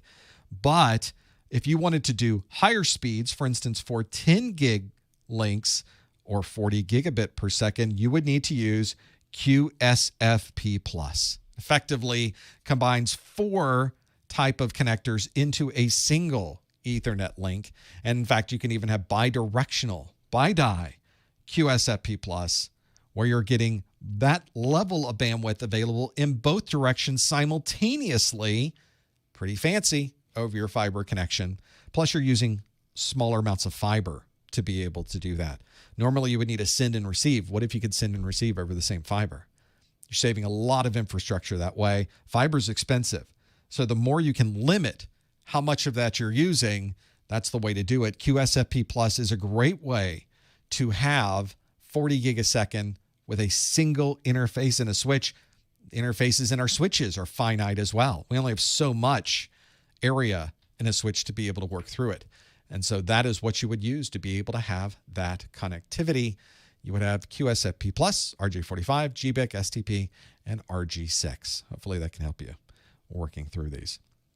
This is one I think that could help as you are working through design phases for this. This is one of those reasons why a lot of people will say, why do I have to learn all of these? I can just Google them. Well, you have to learn them because you'll be in a meeting and people will say, how are we going to make this application run? We need 40 gigabit between these two areas of the data center. How can we get that level of speed? We only have so much fiber. We only have so many interfaces. We only have so much copper to work with. What should we use? I don't know. Let me Google for a while and I'll tell you what we should use. That's not the right answer. The right answer is, I'm very familiar with all of these technologies. I know exactly how much speeds they will support. I know what we've got available in the data center. And if we're doing 40 gig a second, I can do it over a single interface between these two switches using QSFP+. We're good to go. I'll make sure we order the right equipment and get this going. It'll be in next week. I'll plug it in. We'll do the change control, et cetera, et cetera. So knowing the answer immediately is what is going to be expected of you in these meetings. You're the expert in this. Quite honestly, after working with these things for a while, you're going to know this anyway. It seems almost insurmountable when you've never touched it before. But once you get in there and you start being immersed into all of the details, that's the way you do it. Now, RJ45, there's not a lot of RJ45 connectors and technologies out there over copper that will support 40 gig per second connections. Though there are some, but that is not the answer we were looking for because I asked which would commonly be used for this link, and the common answer is the QSFP+. But you can find some corner cases where you might be able to make RJ45 work that way with a shielded twisted pair, which is down here, STP. STP not the right answer either on their shielded twisted pair. That's not the common connection for 40 gig connections. GBIC is great, But a GBIC will only support 1 gig connections. That's not going to help us. With 4 1 gig or even up to 10 or multi 10 gig connections, that's not going to help us. It's older technology. It's a little bit bigger. Not going to help us very much. And RG6 is some coax. Not what we're looking for either in this. The natural, at least as we sit here today in July of 2021, because these things change over time, and I look forward to your emails 10 years from now, wondering why are you using that old, slow QSFP plus technology? But that's what we're using now because it's really, really fast. And it really works great with the quad small form factor pluggable plus. With the plus on the end. The plus is the important part for those to be able to work through that. Now, I know we're at the top of the hour, but let's do one more question. We're in overtime. We're going to push this a little bit more because I've just been talking a lot on this one. So let's see if you know the answer to this next one. This next on our list asks, which of the following would be the best way to maintain uptime if a server motherboard failure occurs? Would we use NIC teaming, redundant switches, RAID, wireless roaming, or load balancing? Which of the following would be the best way to maintain uptime if a server motherboard failure occurs? NIC teaming, redundant switches, RAID, wireless roaming, or load balancing? See if you know the answer to this. If you do, go to professormesser.com/QA. That's your link that's on the screen. Please no answers in the chat room. Please no hints in the chat room. Be able to work through those. Be familiar with those. This is another one of those that you might be asked about. Hey, we've got a new service we're rolling out. It's going to be on these servers. We're really concerned about maybe the server motherboard breaking. What can we do? That's pretty much what you're being asked here. See how you work through these. Familiar with this. Might help you in being able to work through it. This is, by the way, one of those types of questions where all of these technologies are in the CompTIA exam objectives. They're all part of the Network Plus. Make sure you're familiar with all these. It's good stuff in there. So see if you're familiar with these. I think that if you're ever in a case where you are designing and putting in these types of platforms, these types of systems, this will certainly be the way to work through them. So make sure you're familiar with all of these. There may be times when each one of these would be the right answer given the right situation. So it's never any one single answer either.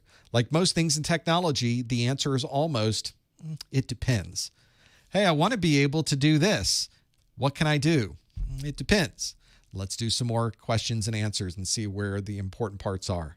Because sometimes one characteristic is important. Sometimes another characteristic is important. It's one of those where we do have to walk through each one of these.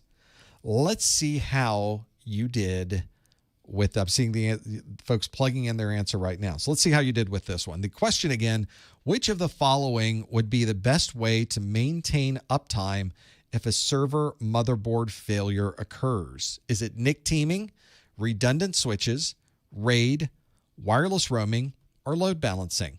And let's see how you answered this one. Look at the results.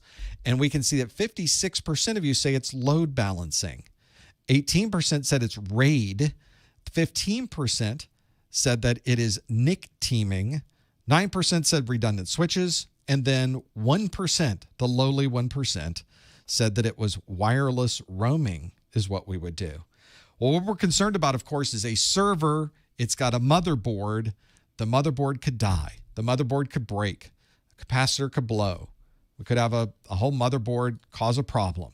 So in that particular situation, which one of these would still allow us to be up and running? And if we're concerned about the motherboard failing and we would like to maybe take the load of that device and perhaps distribute it across multiple servers so that the outage of a single server would not cause a problem, we would be using a load balancer. That is what we would use. Load balancers are great because we can have a lot of information between multiple servers. And if a server fails, we can either have a different server pick up where that one was left off, maybe to have a hot standby, or we could just have multiple servers always running, and each one of those servers can handle a quarter of the load at a time. If we lose a server, now suddenly the 3 remaining servers are handling a third of the load. So there's different ways to configure load balancer, different ways to set it up. If you're on the Professor Messer website right now, you're on a load balanced configuration. If I lose one server, other servers are there to pick up the slack. There's always going to be a place where you could have more redundancy.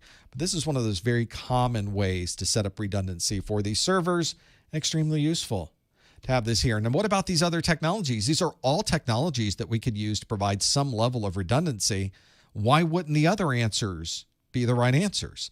17% of you, for example, said RAID, a redundant array of inexpensive or independent disks.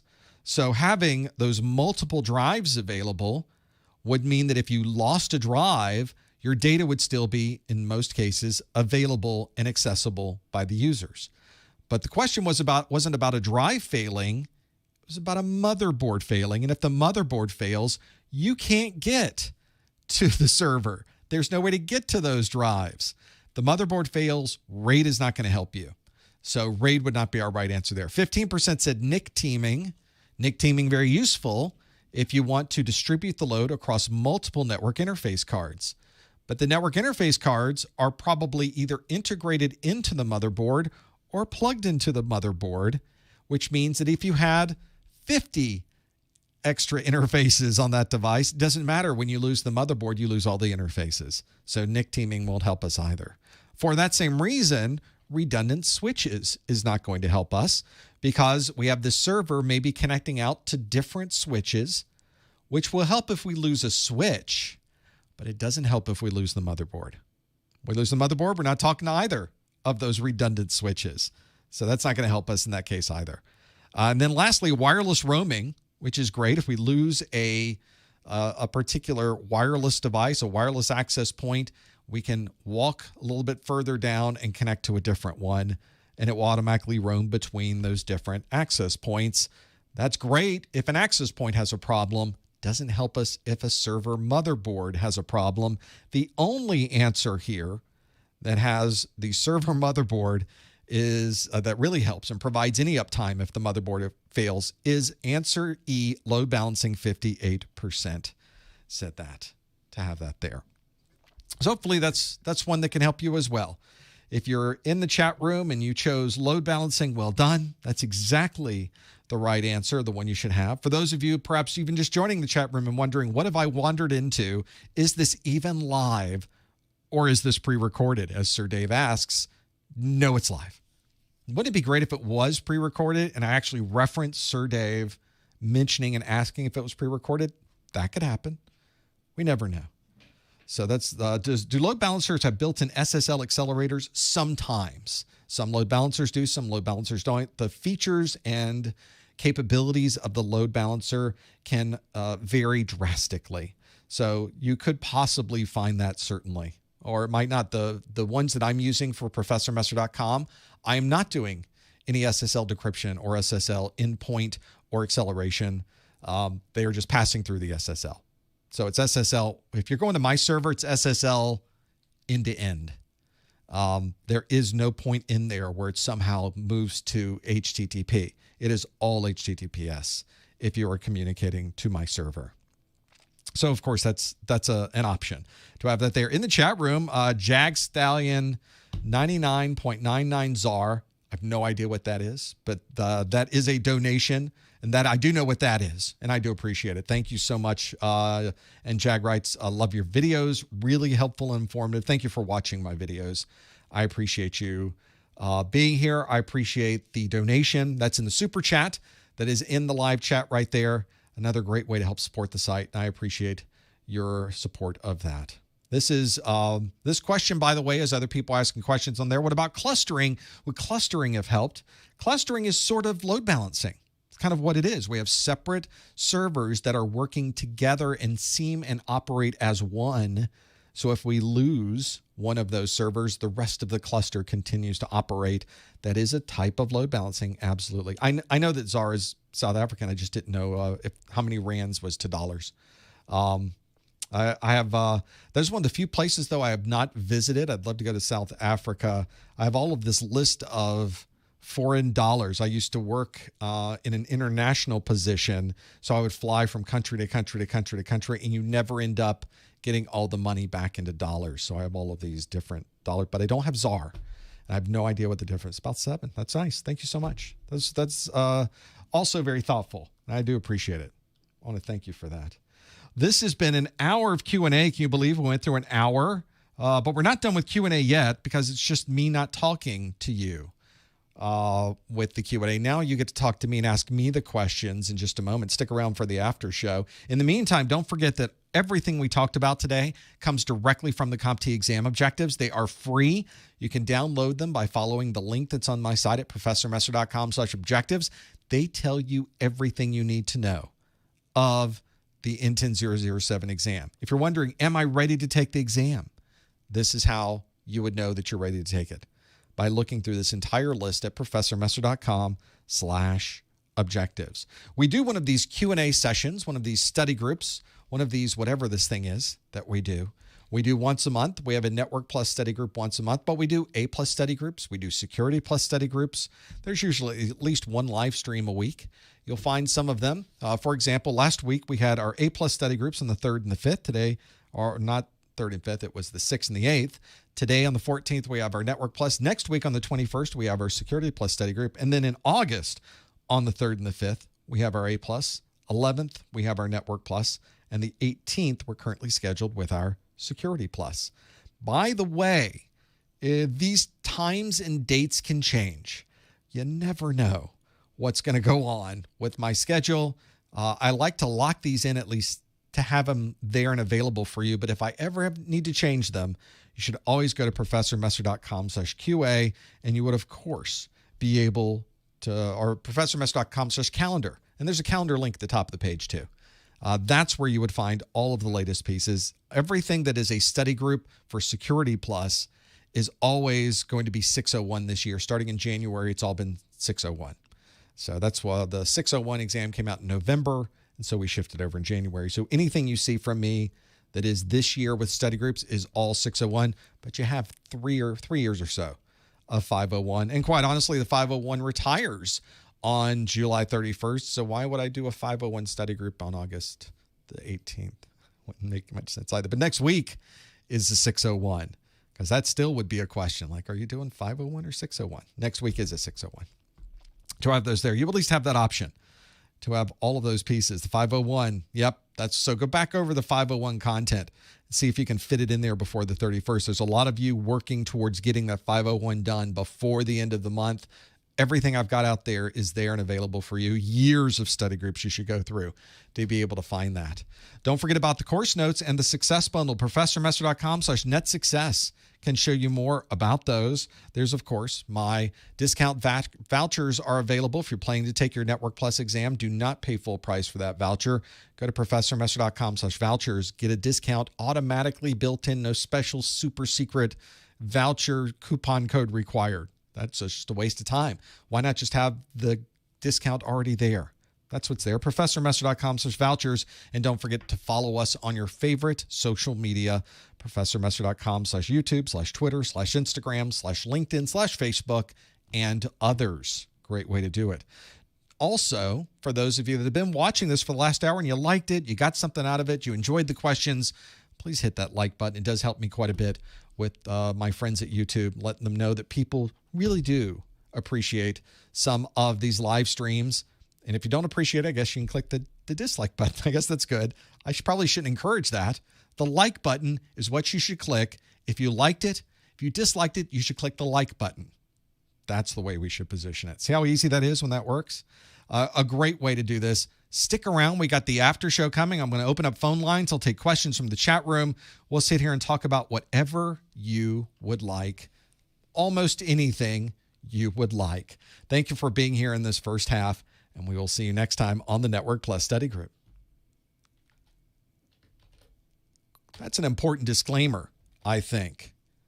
Almost. It's okay if somebody clicks dislike. There's always somebody that dislikes, and that's fine. That's fine. It's not a big deal. It's expected at this point. Let me get my phone lines up and running. Let me get my Skype up. I have to call into my own show And we're going to do that right now. If I can find the right things, let me host a show. Let me click the things on my screen, and then I will explain to you how you can call in to the show as well. I will also take questions from the chat room, so that's another way to do it as well. In the meantime, if you would bear with me just a moment, because I'm the only one here, we're going to call in to my own show and see if I can figure out how all this works. There we go. Thank you. You're welcome, and I'm going to type in some things on my side and hit a pound key. Enter your 6-digit PIN. I will do that. And if I do everything properly, let's see if I can remember 6 digits, huh? Welcome, Professor Messer. Hi, thank you. Welcome, nice lady. Thank you for having me.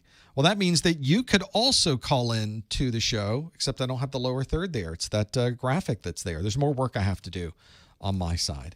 So if you bear with me a bit, there is a phone number. It's right here. You can now, there we go, see the number on the screen. It's a toll-free number in the continental United States, 855-785-RJ45. West of the Rockies, 855-785-7545 will get you there. It'll get you on the phone line. I also take questions from the chat room. So you can, of course, go to the YouTube chat and do that. If you're calling from outside of the continental United States, you can still call in for free. It's a toll-free number, and I pay for it if you use Skype, because Skype will call a toll-free number without requiring you to have any Skype minutes. So you just have to put a +1 at the beginning, just as it shows you on the screen, +1 855-785-7545, and you can call in there as well. That will get you to those phone lines. Boy, there's a lot there we got going on, and folks are already starting to call in. Thank you for doing that. Folks in the chat room asking questions about the N10-007, the N10-008. There has not been an official N10-008 release date yet. CompTIA mentioned at one of their events in last year, end of last year, that they were shooting for September as a release. I don't think that's changed. I think they're probably still shooting for that, but we haven't got an official date yet. So always keep checking back to the CompTIA website. They will be able to tell you exact dates when they are able to announce that. So it'll be moving from N10-007 to the N10-008. There are not tons of differences on these two exams. There's about just over 30, almost 40% of the exam will be probably different or added to the exam. There's an increase in number of objectives, but not dramatically increased. And the content that's being added is just minor updates. They're sort of peppering in the things that have been updated and kind of getting rid of some of the older pieces. So there's not a lot of huge differences in content. It's really just more of an update in content. Interestingly, some of the things on the exam were updated more in the Security Plus than they were in the Network Plus. So I think they might tweak some of them before the final version of this comes out. So we'll have to see for this. In the chat room, someone would like to know, for a Linux user, what type of exercises for the Network Plus would I recommend? Well, all of the Network Plus exam objectives have every command line you would need to know. Well, I find the exam objectives. We can get it up on the screen and look at it together just so you're familiar with this. I have to find my N10-007. There's the training course. I will bring up version 7 of my exam objectives, which happens to be the latest I have. And that version, there we go. There it is. Versions, the N10-007. So here is everything you would need to know for the exam. From a Linux perspective, really command line stuff. Of course, all the networking pieces apply exactly the same, whether you're dealing with Mac OS, Windows, or Linux, or any other operating system for that matter. But there are some command lines in here you need to know. So you will find quite a few of these. Most of these are going to be in the network troubleshooting section. Domain 5.2, for example, talks about the tools you would need to know. And these command lines: ping, traceroute, nslookup, ipconfig, or in the case of Linux, ifconfig, IP tables, netstat, TCP dump, pathping, which is a Windows thing, not a Linux, nmap, route, ARP, and dig, all Linuxy and Windowsy. So make sure you're familiar with those. all of those are going to be something you would need to know. Those are the only command lines that are in that list, but that is going to help you as you try to figure out, what do I need to know? What do I need to study? What things are going to work? So certainly what you would need to know. Is CompTIA telling us, is it official now that they've said September? I think on the website they still say that it's going to be, I don't know that they've actually put an update on their website, but we'll look at that real quick. Also, if they release the N10-008 in September, you still got 6 months before the N10-007 goes away. So I'm thinking March or even maybe a little bit later to see a retirement on that. But of course, as always, we don't know until they tell us. So it's never official. And they don't tell me. They're just going to post it. So I find out when either I run across it or you tell me, hey, I looked on the website and they just updated it. Sometimes I get the heads up from you folks, so you're able to tell me. Have you guys crashed the CompTIA website? Because I'm not able to get there. Is that what happened? Don't do that. Maybe they're currently doing some other work. So we'll have to see if we can get this to work for those pieces. In the meantime, this would be a perfect opportunity to go to the phones, the 802 area code. Let's start there with the caller from VT. Hello, caller. Are you there? What's your name? Hi. Yeah, my name's Dan. Hey, Dan. Thanks for calling. What can we do for you? No, yeah, I just wanted to call in and say thank you so much. This is actually my first time watching the live show, the Network Plus study group. I have been studying for the Network Plus, gosh, I want to say for a couple of years now. Oh, wow. And I never really, yeah. And I got my first job here at a school, and I'm actually a network technician, or not really network technician. I kind of wear many hats here. I mainly do help desk, and I also do manage our network, kind of, all over the place. And one of the job requirements when I originally applied to it was, hey, you need to have your A+ and your Network Plus. I didn't have either of those. So I still got the job, actually. Nice. Apparently I was the best candidate, even though I didn't have those. That's fine. Got the job. Yeah. And so I did get my A+ a couple years ago, and for the Network Plus, I just kept spinning my wheels with it and spinning my wheels. So I just wanted to call in and say thank you. Just like about in the past month, stumbled across your Network Plus study group, and that kind of helped the rubber meet the road. So I'm going full bore now studying for that, and I am hoping to schedule my tests for later this year now. At this point. So just wanted to call in and say thank you so much. I really appreciate all the content you put out there. That's the way to do it. You can't do everything at one time. You have to kind of work your way up the tiers as you go. And like anything else, networking is one you will be certainly working the tiers up. And I'm glad to hear that you sort of got into it. You started looking at it. You started working through it, but you never gave up. And you knew that there would be a good time to jump on that certification and go with it. So congratulations on that piece. And best of luck as you go through it. Thank you. Yeah, I appreciate it. Thank you so much, Professor. I appreciate the call. Best of luck. That's always good to hear. It's a really something everybody should think about as you're going through and understanding how long does it take to study. Sometimes it's not a 3-month or 6-month process. Sometimes it is a year process to be able to make that happen. So that's why I tell people, don't worry so much about that. Now, on the CompTIA website, we were looking at retirement dates and things like that. On the CompTIA website, on their N10-007, the only thing I see here was that the N10-007 will retire summer of 2022. So not quite exactly the right time. And there's no dates in here for release of the N10-008. So I haven't seen any official, somebody has an official response or something official from CompTIA that says anything different, please let me know. I'll be glad to look it over. But that's what they have on their website right now. It's interesting. It says summer of 2022. I measure 6 months out from September, and I'm looking at March. Well, March is not the summer, so maybe they are giving us 9 months on this one as well. That's what they did with Security Plus most recently. So it would be nice if they did that, probably because of all of the changes that have taken place because of COVID and other sites not being available in person.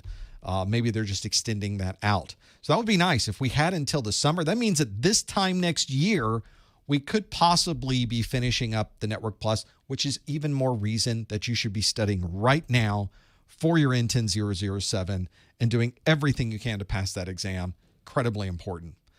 So be very familiar with that. Make sure you work towards that. There's no reason to wait on a new version. I've never really understood the concept of that. It just has a lot of disadvantages for waiting and no advantages whatsoever. There really isn't. So that's why I always tell people, don't wait. Take a new exam to earn exactly the same certification. I'm not sure why you would do that. You could do it now and get the certification, or you could wait and get exactly the same cert. Doesn't make much sense. So do it now. Get your cert, get it in your pocket. Make it something you can use today to get that job or get that better job. Let's go to the next caller, the 702 area code. Hi, caller. What's your name? Where are you calling from? Maurice from Las Vegas. Hey, Maurice. Thanks for calling. What can we do for you? Well, I'm kind of at a crossroad between, going the DevOps route and just staying in desktop or just doing just a little basic networking. I've been working for a while with a lot of companies out of Las Vegas, over at Switch Data Center, and now with casino gaming. And I'm just trying to figure out what's the best route to take for just honing my skills to be the best that I can be. I've been surviving without certifications so far, and right now it's coming up on time where they're really, really requiring them, and I was just trying to get your best take on what I should do. You knew it was going to catch up with you eventually, right? Yes, I did.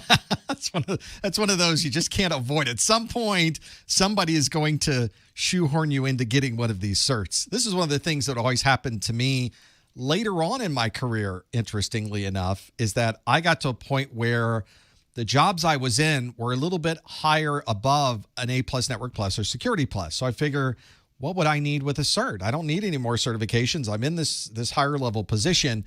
And then the company I work for comes out with a certification. Okay, well then I'm sort of forced into it. So eventually we all have to go after that cert, whatever it is, wherever we are in our career, whatever we happen to be doing. So I think it's always a good thing. It's always good to learn something new, to have some more skills. I realized in many cases we have to do it because an employer wants us to do it.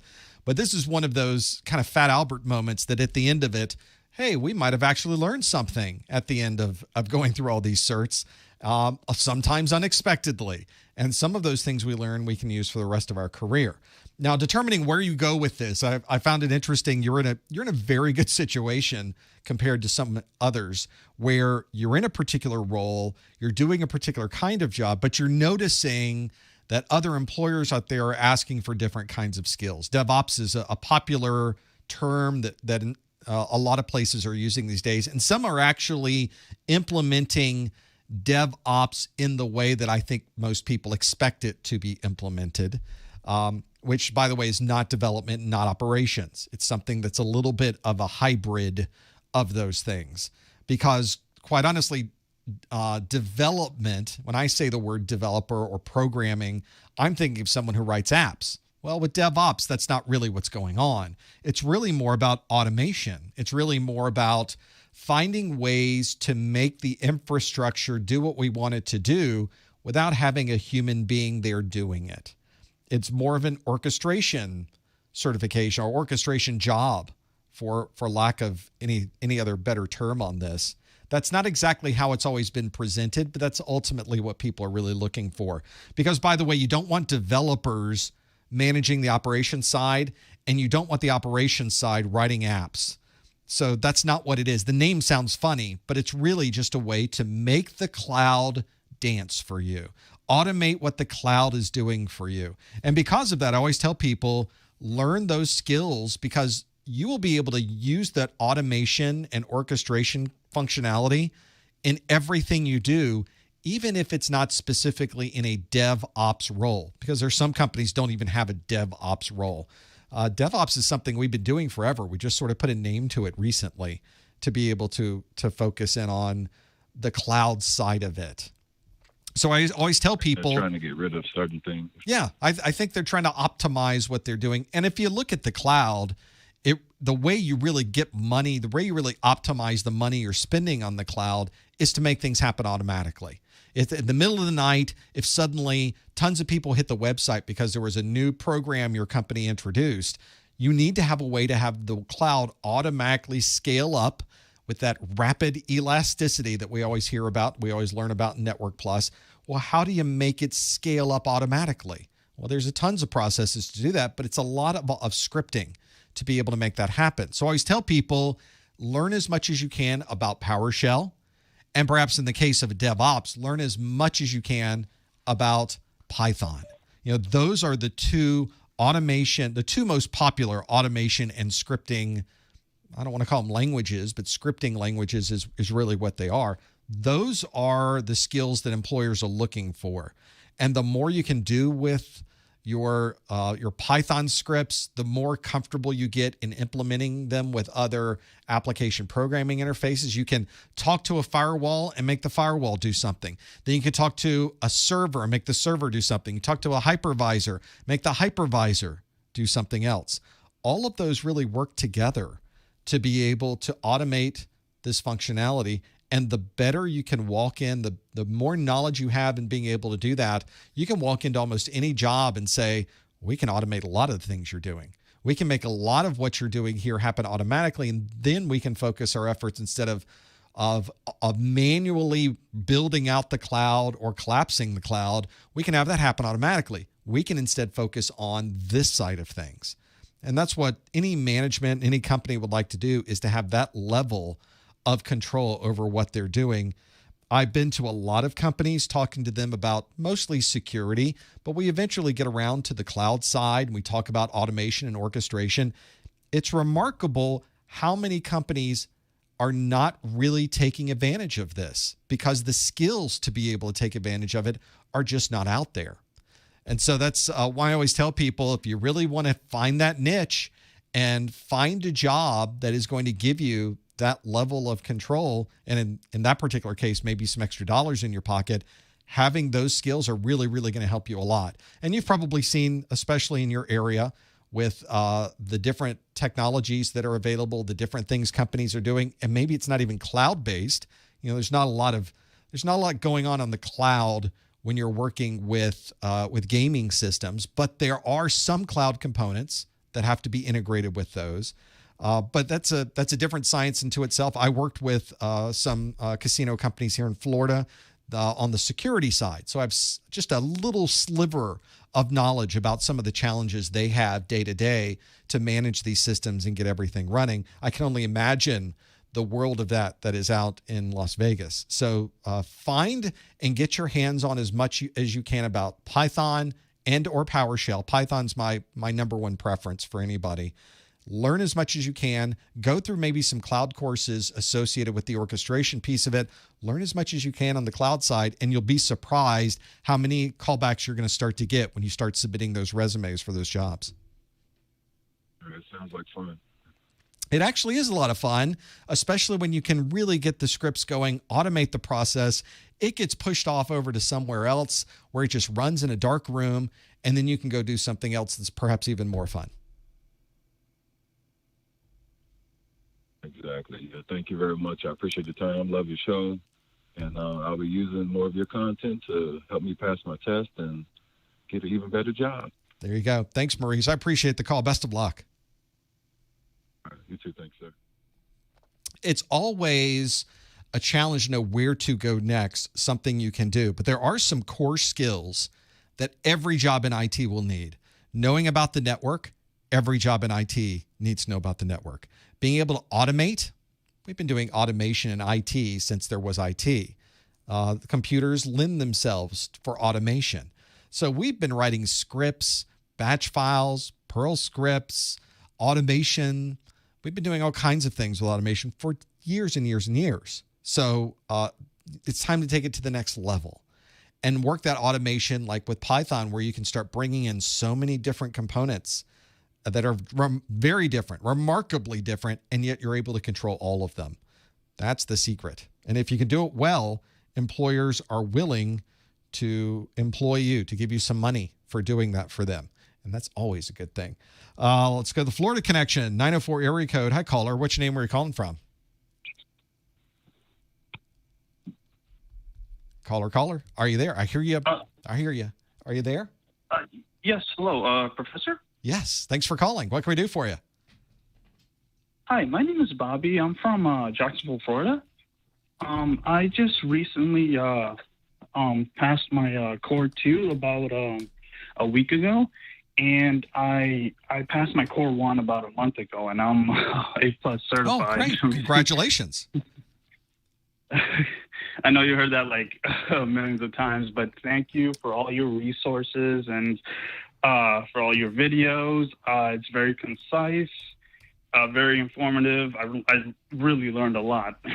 Never gets old to hear somebody saying they passed their certification. So congratulations. Yeah. I have three short questions. I promise it's just going to be short. Three short questions.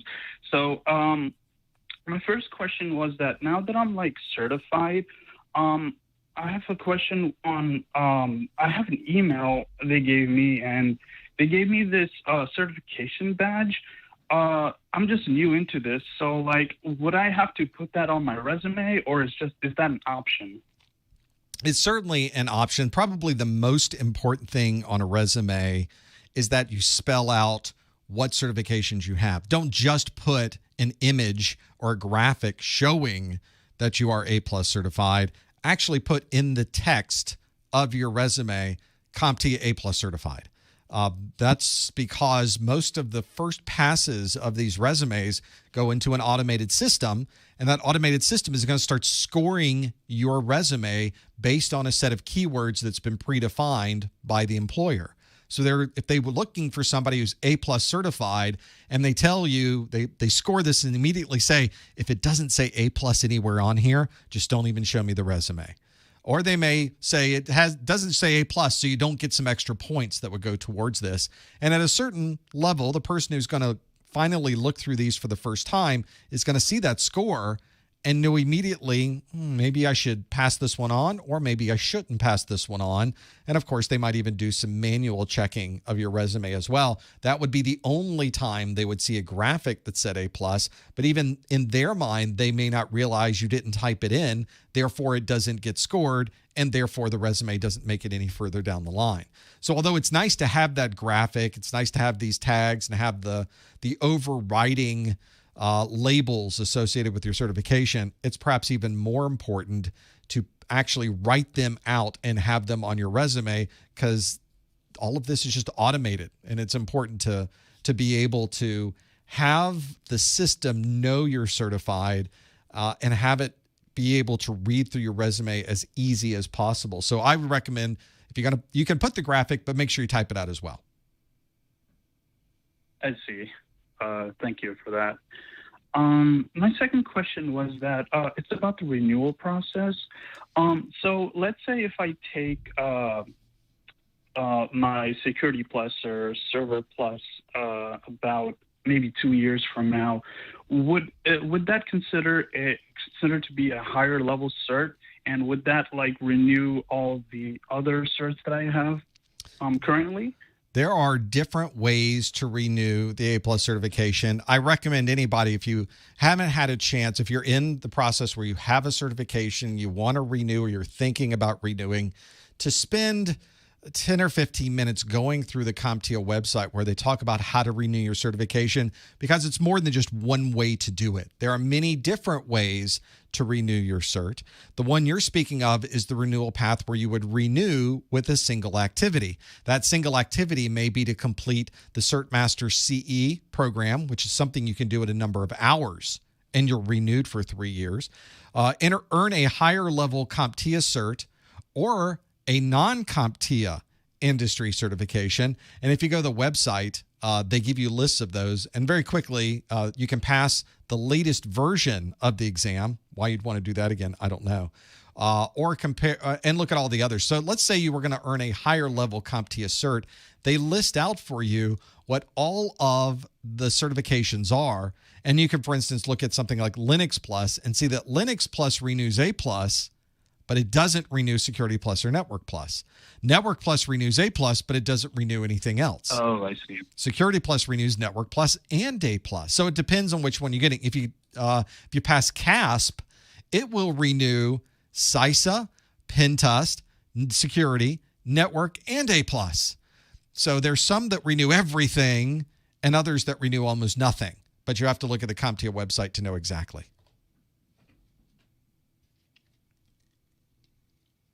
I see. Oh, okay, so all the information is there, so I can refer to that website. Okay, all right. It's somewhat, it can be that difficult to sort through and figure out what they're saying, and there's a lot on the pages, but stick with it. It's not as big as you might think. It's a little overwhelming It is. Sometimes, so No I'm question. like, I just want to make sure, if I ask the professor, to be accurate. You're right. You're absolutely right, but stay with it. It is well laid out, and after you get it for renewals, they take you through a pretty good path, and you can figure out the best way to do it. Okay. And my last question is going to be really short. So I'm a person that's really bad at math. So is there any subnetting questions on Network Plus? Is there because I might have to study for months on end for subnetting. I don't know if I can do that. Subnetting is one of these things that seems impossible when you start getting into it. Like, how am I ever going to keep track of all these crazy numbers? But then once you figure it out, there will be a time when suddenly a light bulb will turn on and you realize exactly what's going on. Oh, we're just taking a pie and cutting the pie into smaller pieces. That's really all subnetting is. There is subnetting questions you could get on the Network Plus exam. It is in the Network Plus exam objectives. It is probably, you probably get about 3, maybe 4 questions on subnetting, maybe. I've had people tell me they got 1 question on subnetting. I've had people tell me they got no questions where they had to subnet. So you're never quite certain. That's very different than perhaps taking a different exam from a different company. If you were taking the Cisco CCNA exam, it's extensive subnetting. You have to be extremely familiar with the subnetting process for those exams. Not so for Network Plus. In fact, I've told people that could just not grasp subnetting. They have spent weeks on it. They are just not getting it. It is something that's not working for them. I've told people, well, then just don't do it. You might get 3 questions on subnetting. It would be a better use of your time to not study subnetting and study anything else, because you're probably going to answer 3 other questions properly because you spent time working on those topics rather than just horribly struggling on the subnetting side. Now, from my perspective, I do very, very badly on exams in keeping my focus. It's very difficult. It's a high stress situation for me. There's a lot of anxiety when I walk into the exam room. When I get those first questions on the exam, I read the question and I don't even understand what I just read. I got to read it again and then read it again before I finally settle down. The adrenaline wears off. You finally get in the groove, and now you can start to read and comprehend. Your brain starts working again. But for that reason, I always worry that I'm going to get subnetting questions wrong. I'm always worried that I'm going to miss a bit, that I'm going to get the wrong number there, and that ruins that question. And so one of the things I did was create a series of charts that technically they're kind of built on the magic number format. But instead of the magic number format where you have to remember how to do the math in your head, or you have to write down some things to remember what that happens to be, I just create charts for everything as the exam is starting. So I just write out what all the charts are. And then when I'm ready for a subnetting question, the charts are right in front of me, and I can answer the subnetting question literally in a matter of seconds without having to do any math. I call that my 7-second subnetting process, and it's part of the videos of my Network Plus course is a video on 7-second subnetting. One of the things that people have said, though, is that they're better than I am with math, and they want an even faster way to do it where they can maybe use a little bit of math. So I will be coming out with a video shortly that is a magic number method and a 7-second subnetting method so that you can decide which one works best with you. But that's a format that you can use that doesn't require any math. You're not going to make a math mistake because all the charts are written out. You can subnet incredibly fast with this. It really got me through the Cisco exams on that 7-second subnetting. And after a while, you start to find shortcuts even with the 7-second subnetting that go even faster. So you'll find all of those in my Network Plus course, and that might help you as well. Oh, okay. All right. I just have to look for the video then. All right. Thank you for all your help, Professor. I really appreciate what you've done. God bless you. Thanks, Bobby. I appreciate the call. Best of luck. Thank you. Always good to hear from other folks in Florida. Thank you for calling. This is one of those things, though. Subnetting it gets people crazy to be able to subnet or do the math in real time, and I totally get it. Fortunately, subnetting for the most part is maybe a little bit of multiplication, in some cases none, and a little bit of addition and subtraction. It's not higher level math. You're not having to do any calculus. It's not even a higher level of algebra. It's just addition, subtraction, and multiplication, and that's it. It's relatively simple for those. So that's why I tell people to not worry so much about it and to focus on that. So Michelle in the chat room has asked a million times. She wants me to answer this, and I don't know if she's going to like my answer. So we'll see how this goes. Michelle's started her master's in cybersecurity at SANS. Fantastic organization, by the way. I love their stuff. Considering they use GIAC, G-I-A-C certifications, do you know if there are any equivalencies of kind of the GIAC to Security Plus? And I don't. I've never really done the sort of the correlation between those. I tend to think it's sort of a different area that employers are looking for. You don't often have people say, well, you could do a Security Plus or comparable. They don't usually say that. They usually say, we need the Security Plus. So that's one of those situations where there's not really a comparison. It's very hard to compare against those. Same reason you see people say, should I get the Network Plus or the CCNA? Which, chat room, you already did that. Thank you for teeing me up there. They're two different exams used for two different reasons. Rarely, if ever, something that is one replaced with the other. So that's one of those situations where I don't know we can really compare one with the other. They focus on different jobs. Employers are looking for them for different scenarios. You might need both. You might need none. But the employer is the one who's really going to be asking which one you have and being able to figure that out. And I've really not spent a lot of time going through the line item breakdown of the GIAC, but that's what I would do if I were you. Grab the exam objectives for the certifications that SANS is using. Grab the exam objectives for Security Plus and just go through them and see, do we have a match anywhere or anything that's close to each other? And that would at least give you a feel for whether there's some overlap or comparable piece of this. Would be good to know.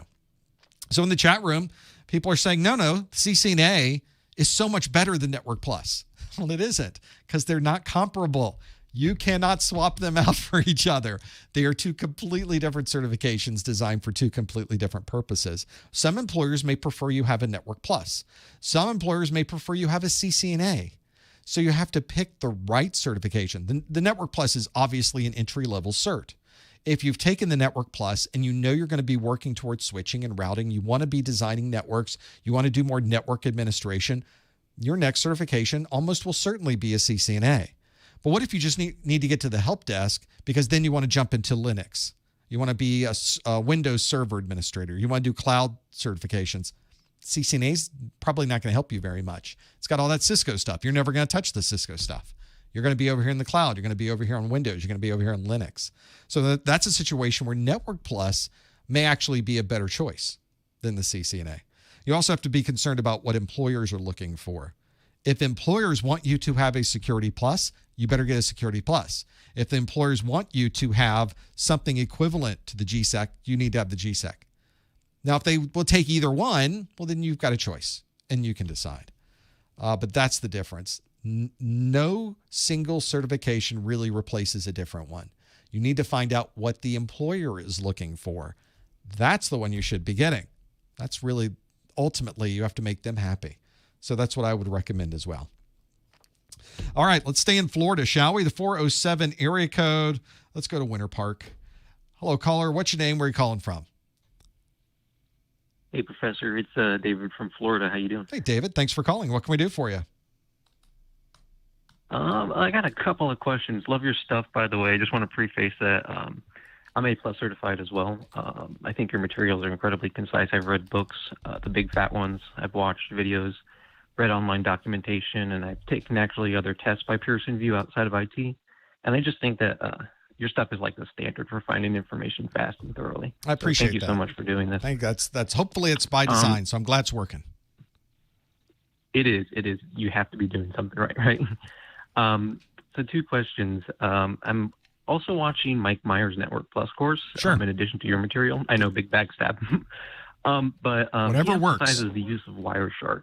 Whatever works, yeah. But he emphasizes the use of Wireshark in the deconstruction of TCP and IP frames. I don't want to put any words in anybody's mouth, but I know he said that that was probably going to be pretty relevant to the Network Plus exam, and I'm wondering how important and how relevant you think that's packet sniffing and the use of that tool is going to be in regards to the Network Plus exam, and I guess in the real world, where would I start taking Wireshark seriously?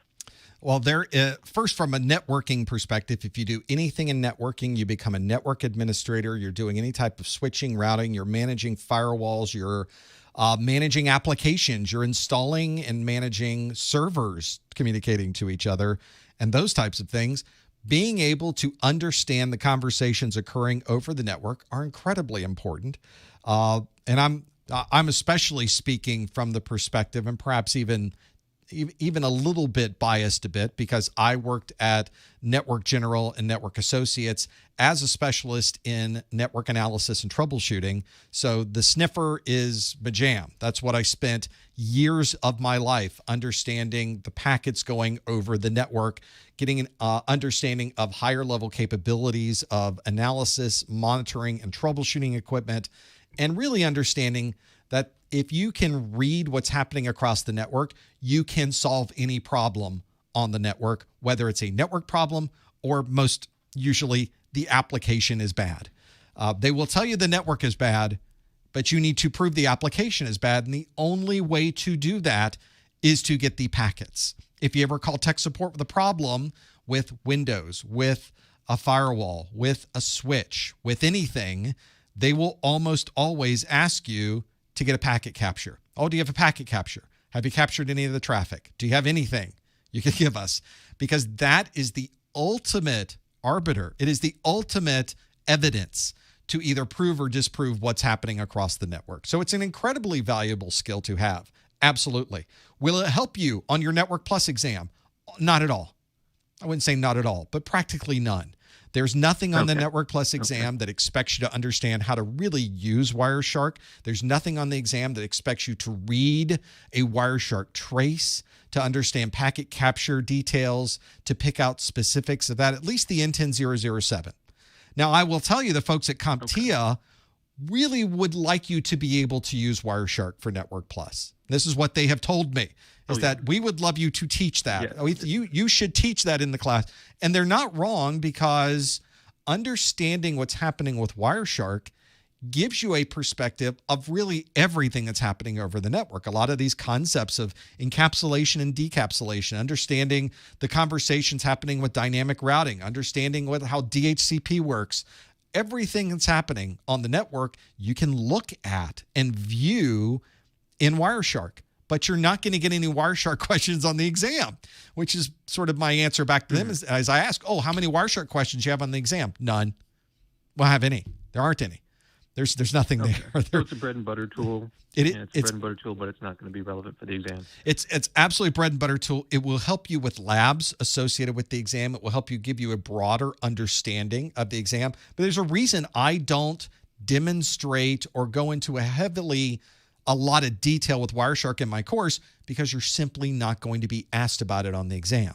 Now, I do show some Wireshark in my course. The OSI model, for example, is a great example of visually seeing the OSI model when you look at a packet capture. There's a really good example of where Wireshark can help really bring home a concept and allow you to really understand what's happening on the wire. But as far as really understanding how does spanning tree protocol work? Do I need to know spanning tree protocol at a packet level? You do not. Will you be expected to read a packet trace of a spanning tree reconfiguring stuff? You will not. Will you need to know that in your job someday? Probably. In fact, it will help you a lot if you're able to do that. But you don't have to know any of that for your exam, which is why I don't have it in my course. This is probably the number one struggle that people sometimes have with some of my content is I am laser focused into giving you exactly what you need to pass this exam to the nth level. You take and you know exactly what's there. I don't go beyond the scope of that. I try certainly not to go lower than the scope of that. I try to give you exactly what you need without going out of scope. Wireshark's just a tad bit outside that scope. Would it help you? Yeah, probably would.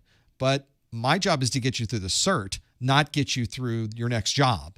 And Wireshark's one of those skills that's really going to help you throughout your whole career. So he's not wrong that it's important, but it doesn't come up on the exam.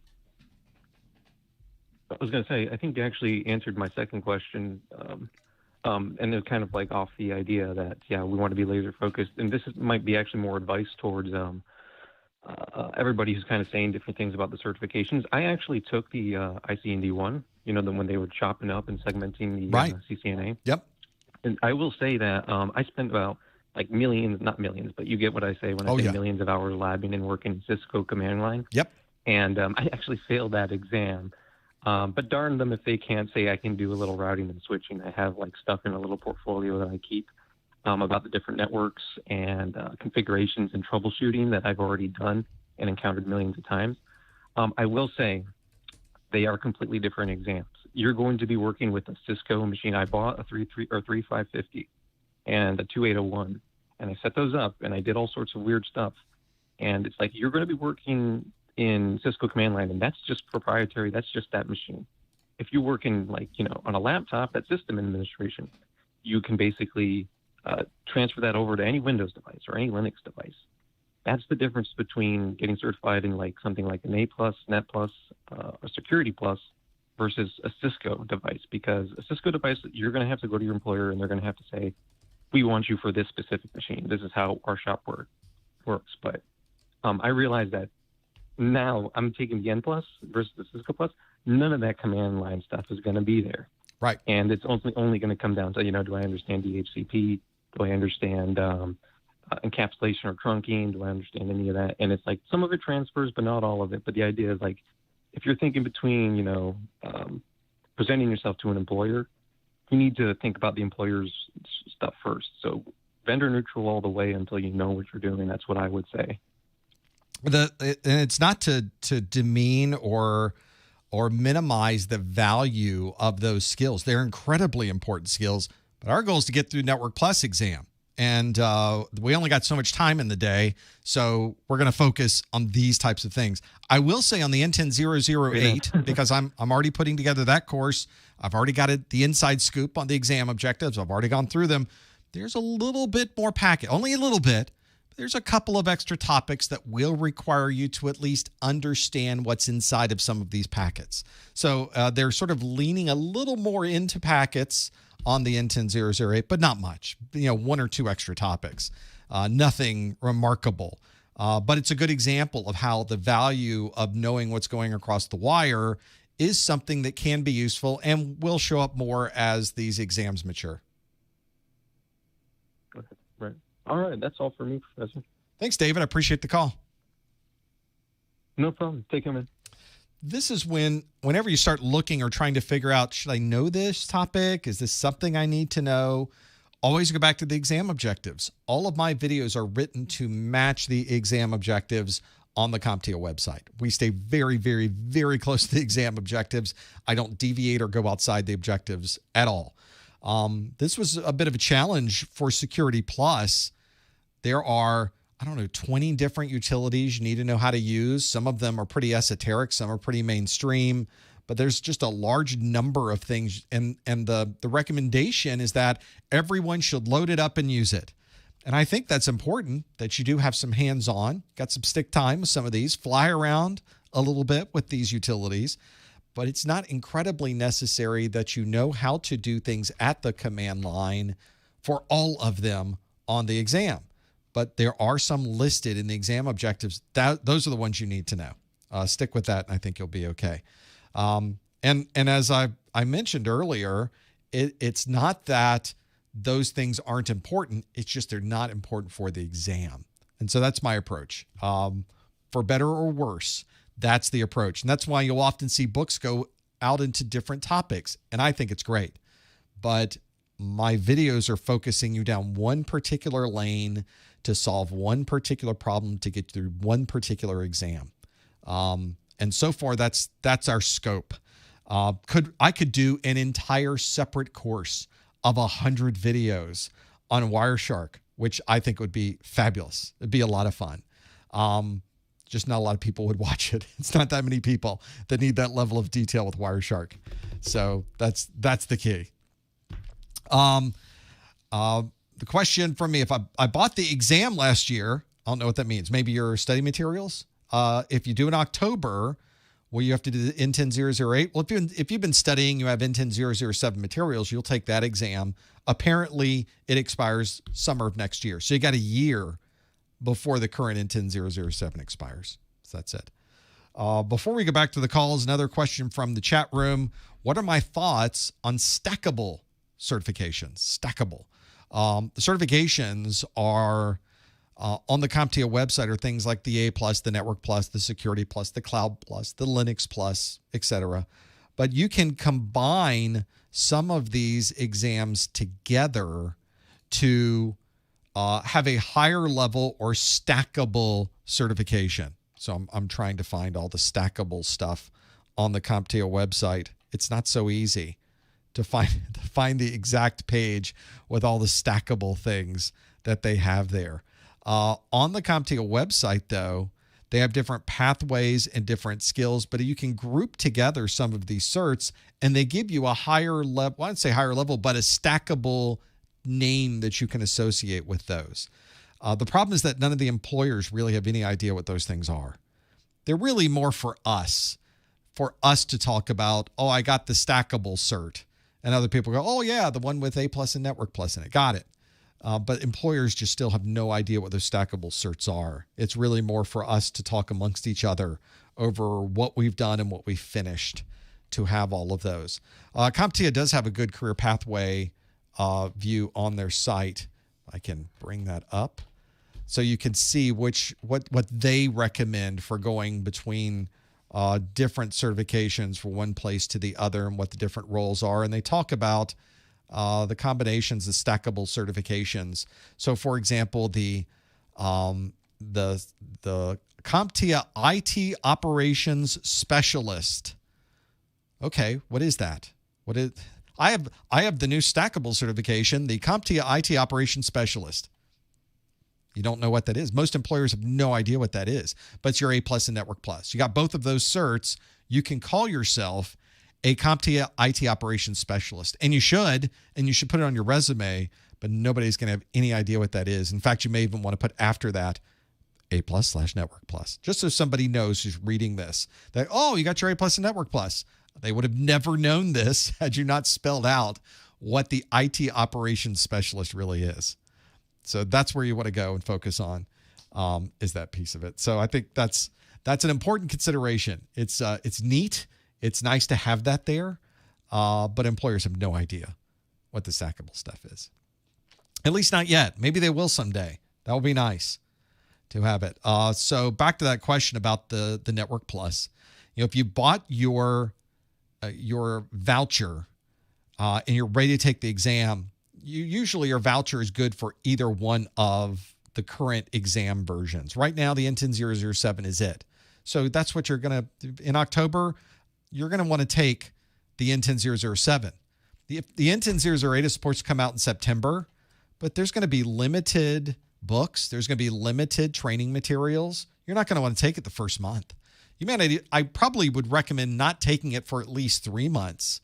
Maybe by January would be a good time to consider taking the N10-008 because there will be enough books and study materials available on the market. Until then, it's probably not a good idea. You probably want to take the N10-007 because the materials have been out for years. You've got course notes, you've got study materials, you've got video courses, you've got replays of these study groups you can go back years and listen to, which is very different for the latest ones. So that's where I come from. And before we go back to the phones, Francisco asks, am I planning to add study content for other certifications? I would love to. Right now, Network Plus is getting updated. Right behind that, A Plus is going to get updated. But then there's kind of a gap because we just finished Security Plus. We're going to finish Network Plus. We're going to finish A Plus pretty quickly. Then there's going to be years before those need to be updated again. And if that's the case, that's a perfect time maybe to do another course. So I would love to do another course. Cisco is great. Google is great. Microsoft has some great stuff. There's tons of ones to choose from. I have a big list. I've already made a list. I'm moving the list around all the time. Who's at the top of the list always changes. But I would love to do another course. I just have not. It's all about time. It's all about physics.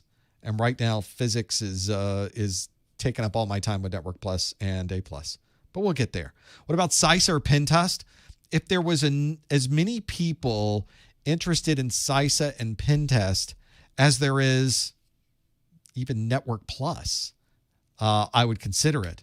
But there is not. Same thing for CISSP. Red Hat would be fun. AWS would be fun. SQL would not be fun. So I have a list of things I know I would want to do and things I know I would not want to do, regardless of how popular they might be. So there's that too. These courses take about 4 to 6 months to complete. That's a pretty big ramp because that's all I do all day. That is my job. And it still takes 6 months to do that. That's a long time. So if I put myself into creating a course, it needs to be a good one. It will never be CEH. It will never be the Certified Ethical Hacker. That's the one I can tell you will never happen. And by never, I don't really mean never. I mean never happen. So no, you'll never see a CEH from me. At least not in its current form. That's the only one I can really tell you is just off the table. Is my brain constantly cooking? Oh, you don't even know the half of it, brother. Let's go back to the phone line. 631 area code. Hi, caller. What's your name? Where are you calling from? Caller. Oh, I've got you potted down there. Hello, caller. Are you there? Caller. Are you there, caller? Say hi, caller. Are you there, caller? You've been holding for so long. I don't want to hang up the phone. I'm just going to have bad dead air while we listen in on the phone call. Hi, caller. Are you there? Say hi, caller. I hear you stumbling around. Are you there? Hello? Hi, caller. Hello? Hi. Yes. Hi. My name is Tom. Hey, Tom. And I have a question. Yes. Hi. I have a question about a firewall issue. It's a sonic wall I'm using. Well, there's the problem right there, Tom. I know. I'm trying to upgrade to a Cisco 5508X, and it's tough room. It's tough room, Tom. Yeah, and I'm sorry. I'm just really nervous. Me too. Hit me. What's going on with this sonic wall? It's losing connection, and I'm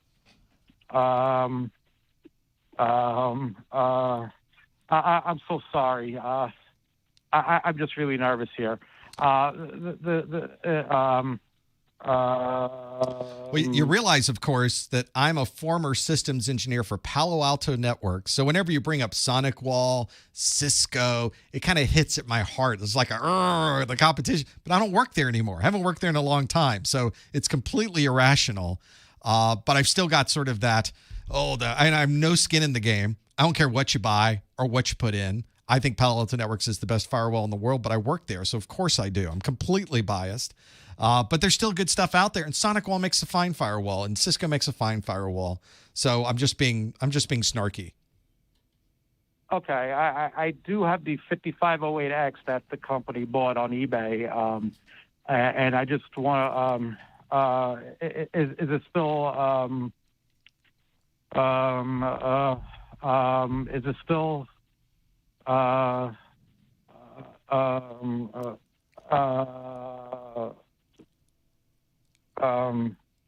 That's an old one, by the way. Those ASAs are just awfully old in their capabilities. It's effectively a port-based firewall, but there's like a sliver of application stuff sitting on top of those. Yeah, that's what I was asking, if it's supported. Not very well supported. Certainly the Cisco and the ASA side of things is not well, I wouldn't say well supported. Most of them are end of life at this point. I wonder even if all of them might be, because Cisco made a pretty big investment into an entirely different group of firewalls and technologies, and is sort of trying to move the ASAs out, because that's really where the industry moved. We went from the port-based firewall and started doing more on the application side, and it was really, if I may, Palo Alto Networks that really brought to the forefront how valuable it is to be able to automatically identify what applications are going through the network and then be able to control them that way. SonicWall does a great job at doing that. Is it an older SonicWall? Is there something about the SonicWall you just aren't liking? It's too small. It's a 640 series. Yeah, that's the challenge you always get into with some of the smaller end devices, especially now. Our network speeds have increased dramatically. Our internet connection speeds have increased dramatically. Well, these firewalls only go so fast. And it's usually based on a number of things. If anybody ever gets into the world of firewalls, so we'll do a little bit of inside baseball for you, Tom, is that the key metric fundamentally with firewalls is how quickly you can set up a session and get that session going. Because there's a series of security checks that occurs right at the beginning of the session where I'm first connecting to a separate device, where it evaluates, am I allowed to go there? Once it determines I'm allowed to go there, everything sort of speeds up. But there's this sort of a gatekeeping, literally a gatekeeping that occurs at the beginning that kind of limits how fast a firewall can operate. And if you look into the specifications of most firewalls, you'll start to see the specification that shows session setup time or the number of sessions per second that are supported so you can get through that point. And it is very different depending on the different manufacturers, and it's different depending on, in some cases, the protocols that are even being used. Some protocols are able to go faster than others because of the architecture of the firewalls. For example, HTTP can go really fast through a firewall at the application level, but something like SMB, Microsoft Server Message Block, is a really complex and difficult protocol to firewall. And it's a little bit slower because you have to constantly perform these checks on that particular protocol as it goes back and forth. That's one of the challenges you run into. And now that our networks are going faster, we have to have the firewalls that we put in place can't keep up. And we got to get a faster firewall to be able to manage the faster session setup time, the faster protocol time. Once you get the session set up, it sort of builds on each other. And then on top of that, for things like the SonicWall, Palo Alto Networks, you have these other capabilities you add on top of it: antivirus, anti-malware, IPS, application level firewalling, real-time malware detection. There's tons of things you can do with these technologies. Those all take time. SSL decryption built into the firewall. That takes time to go through there. It's never one metric. It's always a combination of things when you get to that level. Yeah, well, the 5508X is supposed to filter traffic through the web server. And if you're saying that it's an old system, it should be upgraded to something like a Palo Alto. Am I correct? It might be, but it might be that your requirements for your security are just based on filtering to a firewall, filtering to a web server, where it's all either port 80 or in many cases, only port 443. It's encrypted. You can't see inside of it. And the only rules this firewall really needs to be able to manage is, can you allow or disallow traffic to that server based on an IP address on the network? You don't even have to deal with or worry about the application level. You don't have to worry about finding a virus because you can't look inside of it. It's all encrypted. You don't have to worry about looking for real-time malware detection because it's all encrypted. You don't have to worry about IPS, any type of intrusion prevention because it's encrypted. So there's some cases where all you really need is a layer 3/layer 4 firewall, and that's it. So it could be that the one you're putting in from Cisco has the throughput is supported. It has the filtering you need. It may be all you need.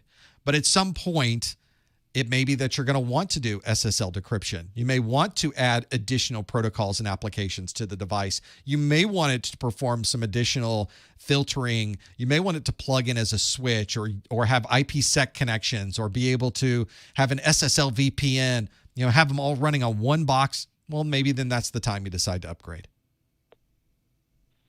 Thank you. Thank you. Thank you for the explanation. It really helped. It's never quite as straightforward as it needs to be with firewalls. There's a ton of different statistics, a ton of different characteristics on each firewalls. They all work differently. Palo Alto works different than Cisco, which works different than Fortinet, that works different than anyone else. So you kind of have to go through and try to put apples and apples together to figure it out. But what I tell most people to do is kind of put the firewalls to the side for a moment, make the list of what your requirements are. What do we really need in a firewall? What do we have to have? And then what is maybe we'd like to have, maybe a plus to have those on the list, and then just be able to go through each firewall individually and say, where does it fit in our matrix to be able to say, does it do this or not? And eventually you'll be able to parse through or figure that out. Maybe even ask Cisco and ask the Palo Alto and ask Fortinet and ask all the others, how does yours fit into this list of things? And then you'll know at least whether the firewall can do that or not. It's not an easy process, but it is relatively comprehensive. And at the end of it, you're getting a firewall that will do what you want it to do. Thank you. Thank you. And I'm going to let you go. You spent a lot of time on the phone. I appreciate it, Tom. Thank you for the call, and best of luck with that.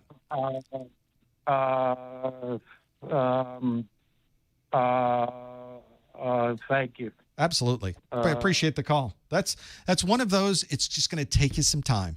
It is going to take you time to sit down with the firewalls, figure out the details of the specifications, go through what you think you need versus what the firewall is going to do. And I always get the feel, as somebody I've been in not just tens, but hundreds of firewall evaluations, and there's always something different. You would think that there would be a lot of commonality across different scenarios, but really everybody's network, especially on the security side, is a little bit different. And knowing what you're looking for is so important. It's surprising how many evaluations I've been in where I have been presenting to them a solution for firewalls that the price tag is around $100,000. $100,000 for firewalls, and my question to them is, okay, what do you need this firewall to do? And I've had people tell me, well, I don't know. We're hoping you tell us what yours does. Well, it really doesn't work that way. I really can't tell people that, but you really would love to be able to say, well, what do you have? What do you almost have to be the consultant of that piece. Well, let's break it down. What do you do now? Where does it go? How does it plug in? What applications are you using? What do you want to secure? How do you want to secure it? Who needs access to this? What do you need to be able to see? So we almost have to kind of build out an RFP in the room and kind of write down, I've written down the top. What are the top 3 things you need? If I can do these 3 things, can you buy the firewall right now? What 3 things would say, yes, I want that box? Okay, we need to do this. We need to do this. We need to do this. That's systems engineering, by the way. For those of you that wondered, do I want to be an SE we always talk a lot about being in help desk and moving into IT security and moving into networking. There's a whole world of systems engineering where you are designing, you're building, you're solving problems, you're finding the right product for the problem that someone might be having. Tons of fun to be a systems engineer. It's what I did probably the last 15 or 20 years of my career was longer than that, 20, 25 years as a systems engineer, where I would just travel from place to place and talk to people about what they were trying to do and see if I had a solution for their problems. And it was tons of fun. And being able to plug into a network and solve a problem, see new things, you were constantly surprised, constantly seeing new pieces. But it is a lot of fun. And I always recommend people consider that because in my case was a lot of travel, some cases internationally. What a fun way to every day see something new. There was never a dull moment. It was always different every single day. It's just remarkable. Sometimes I miss it, but I have well over 1 million miles on Delta and well over 1 million miles on every other airline combined. And that was about the limit. So no more air miles for me. I'm good. I want to sit in this chair and tell you how awesome it is. And you can go out and make that money that I'm not making as a systems engineer. That's the way to do it, I think. To the 510 area code. Hi, caller. What's your name? Where are you calling from? Hi, I'm Philip. I'm calling from Berkeley, California. Hey, Philip. I was wondering if you could help me troubleshoot something. Probably not. But let's see what we can do. Okay. So I've got this desktop computer, and I'm trying to play online video game called League of Legends on it. I am familiar. And the issue I'm having with it is I'll play, and then as the time goes on, I get worse and worse lag spikes until it becomes unplayable, pretty much. I've tested the Ethernet cable. I've tested the internet itself. I've tested quality of service, and this doesn't happen when I go on like YouTube, so I have no idea what the issue is. And it's not that you're a bad player, although that's what they keep telling you, because that's what they keep telling me whenever I'm in League of Legends. But I tested that because I've got a laptop that works just fine playing too. Okay. But that's good. We've sort of taken out of the scenario that it's something related to our internet link. It's something related to our networking infrastructure. It's something related to whatever that happens to be. So at least we can kind of put that off to the side as something. But the symptom is one, to me, that tends to lend itself to a couple of different things. If it's something where it's working great and then it suddenly starts to get worse, and then starts to get even worse. It just starts to degrade slower and slower, or worse and worse, whatever that problem happens to be. The first thing I think in my mind, and this probably goes back to me being that systems engineer, I automatically think for a problem like that, it's some type of memory leak. Like a memory leak's what I think. But of course, we can always go much simpler than that. Something like League of Legends, any type of game that's using a lot of memory, a lot of CPU, a lot of graphics, is also going to heat things up. And as these systems get hotter, especially laptops and mini desktops as well, as they get hotter, they also start to degrade in their capabilities. So you may find them slowing down because they're getting too hot, and especially with laptops where the CPU will automatically put itself into a lower CPU utilization to be able to have that happen. That's another one to consider. The heating up is a much easier thing to troubleshoot because you can immediately pull up utilities that will look at the sensors inside of your device and tell you how hot is your CPU, how hot is your SSD, how hot is the area of the motherboard where the memory is. You can immediately see some of those things like CPU, the CPU. What's that? The one I'm thinking. There's like 4 or 5 different utilities that will show you the amount of heat coming from those particular areas. And you may even have a utility for your motherboard that you can simply pop up and will show you what those different numbers are. CPU-Z, thank you. The chat room is always on top of things. CPU-Z is a great tool to use to be able to see things like temperatures of the components. HW Monitor, another good one. Thank you. So those are great. But the one that's harder to troubleshoot is the memory leak. Is it a problem with the driver for your Ethernet that has a memory leak in it? Is it a memory leak in the graphics adapter? Is it a memory leak with something related to a USB driver? That could be much more difficult to troubleshoot. And it may be that you're able to see some of it in the Task Manager, if you're using Windows for Task Manager, for example, where you can start to see that a particular process is using a lot of memory. And it uses more and more, and it just keeps increasing in the amount of memory that it has available to it. That could be a clue that that particular thing is happening. That's harder to see when it's with a driver, though.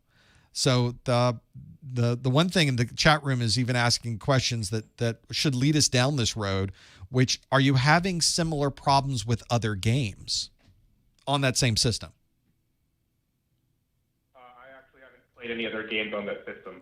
It'd be interesting to see that, to see if this is related to either one of those issues. Is this something specific to League of Legends? I don't think it is. League of Legends is played by millions of people. It is well vetted as far as running on a particular system.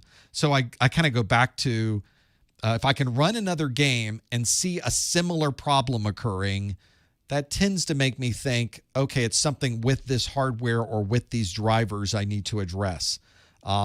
And that might give you at least narrowing down the focus and the scope of that. It's hard to go much farther than that until we do a little bit more troubleshooting on it. But those are the two areas that I would focus on first.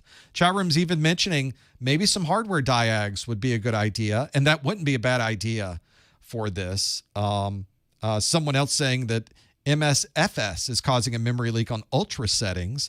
Perfect example. That memory leak is such an annoying thing because it's a very specific type of issue that sometimes only occurs in corner cases.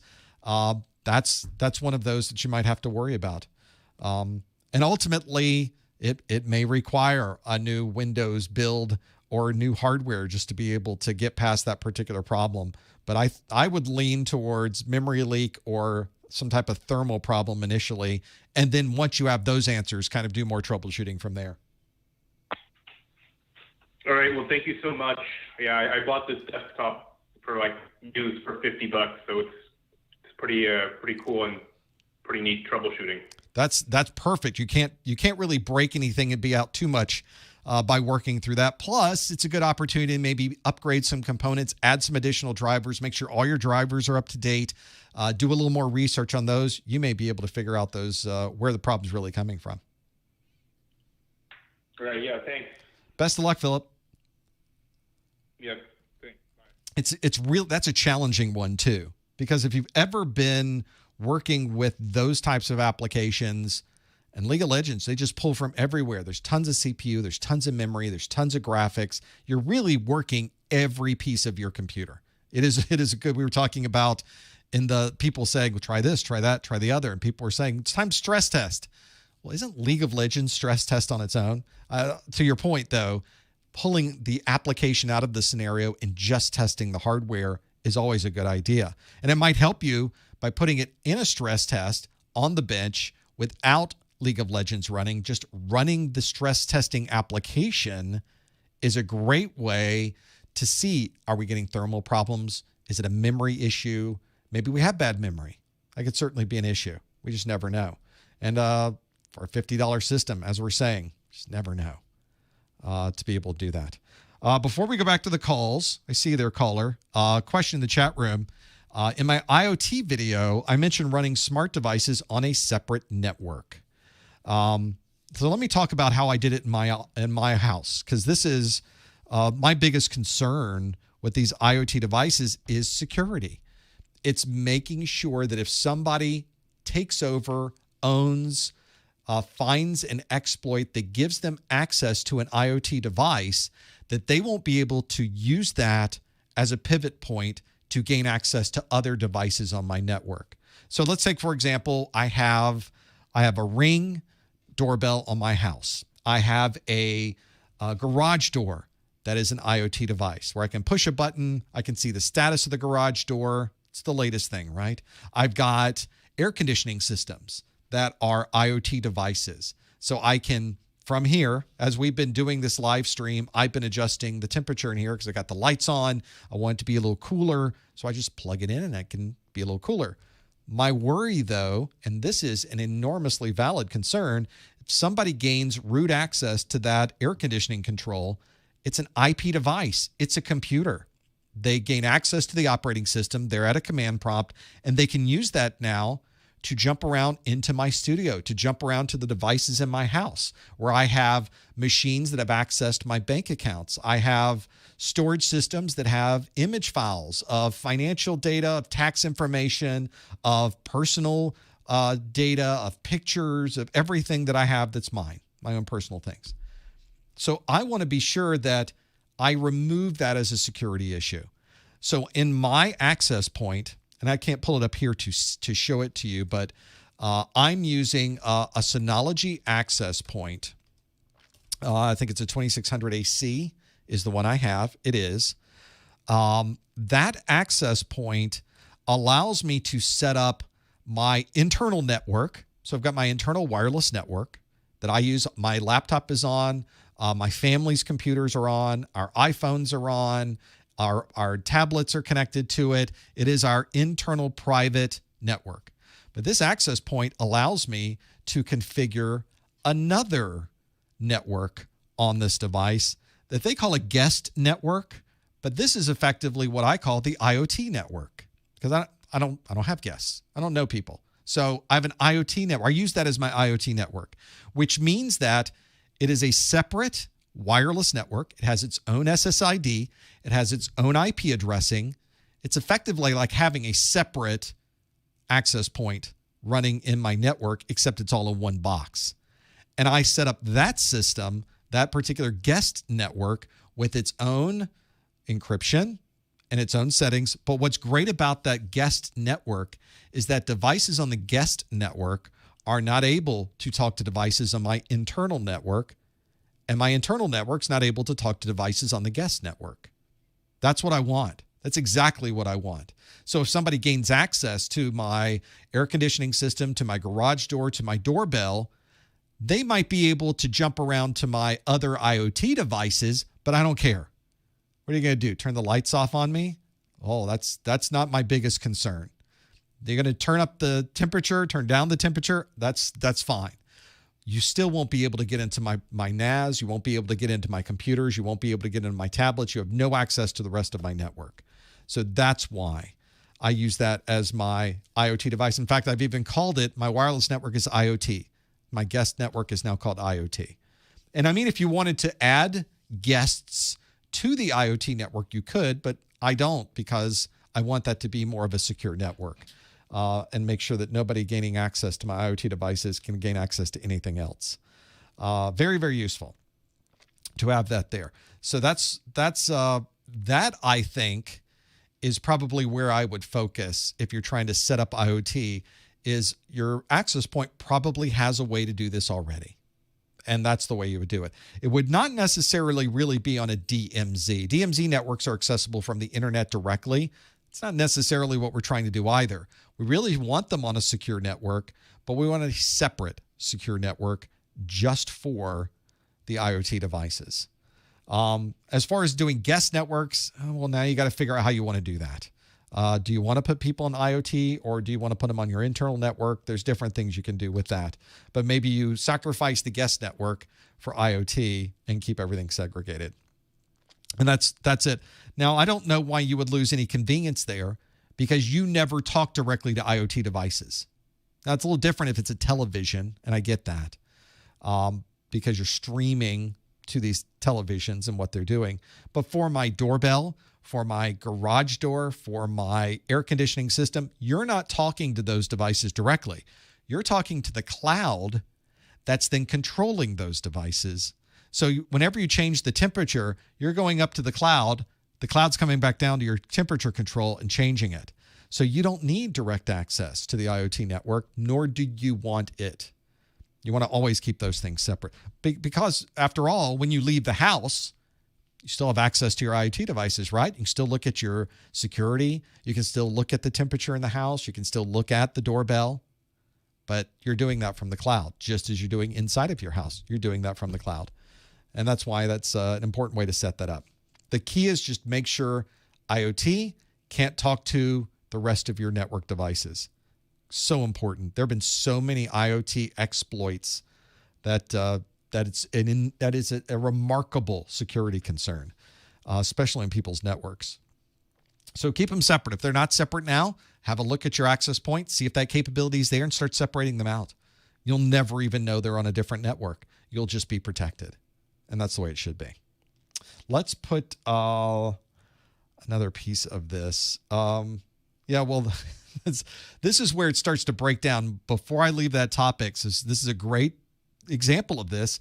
Alexa and sometimes needs access to things that might be on your internal network to co-op. You really shouldn't be using Alexa. You should not be using, just turn it off.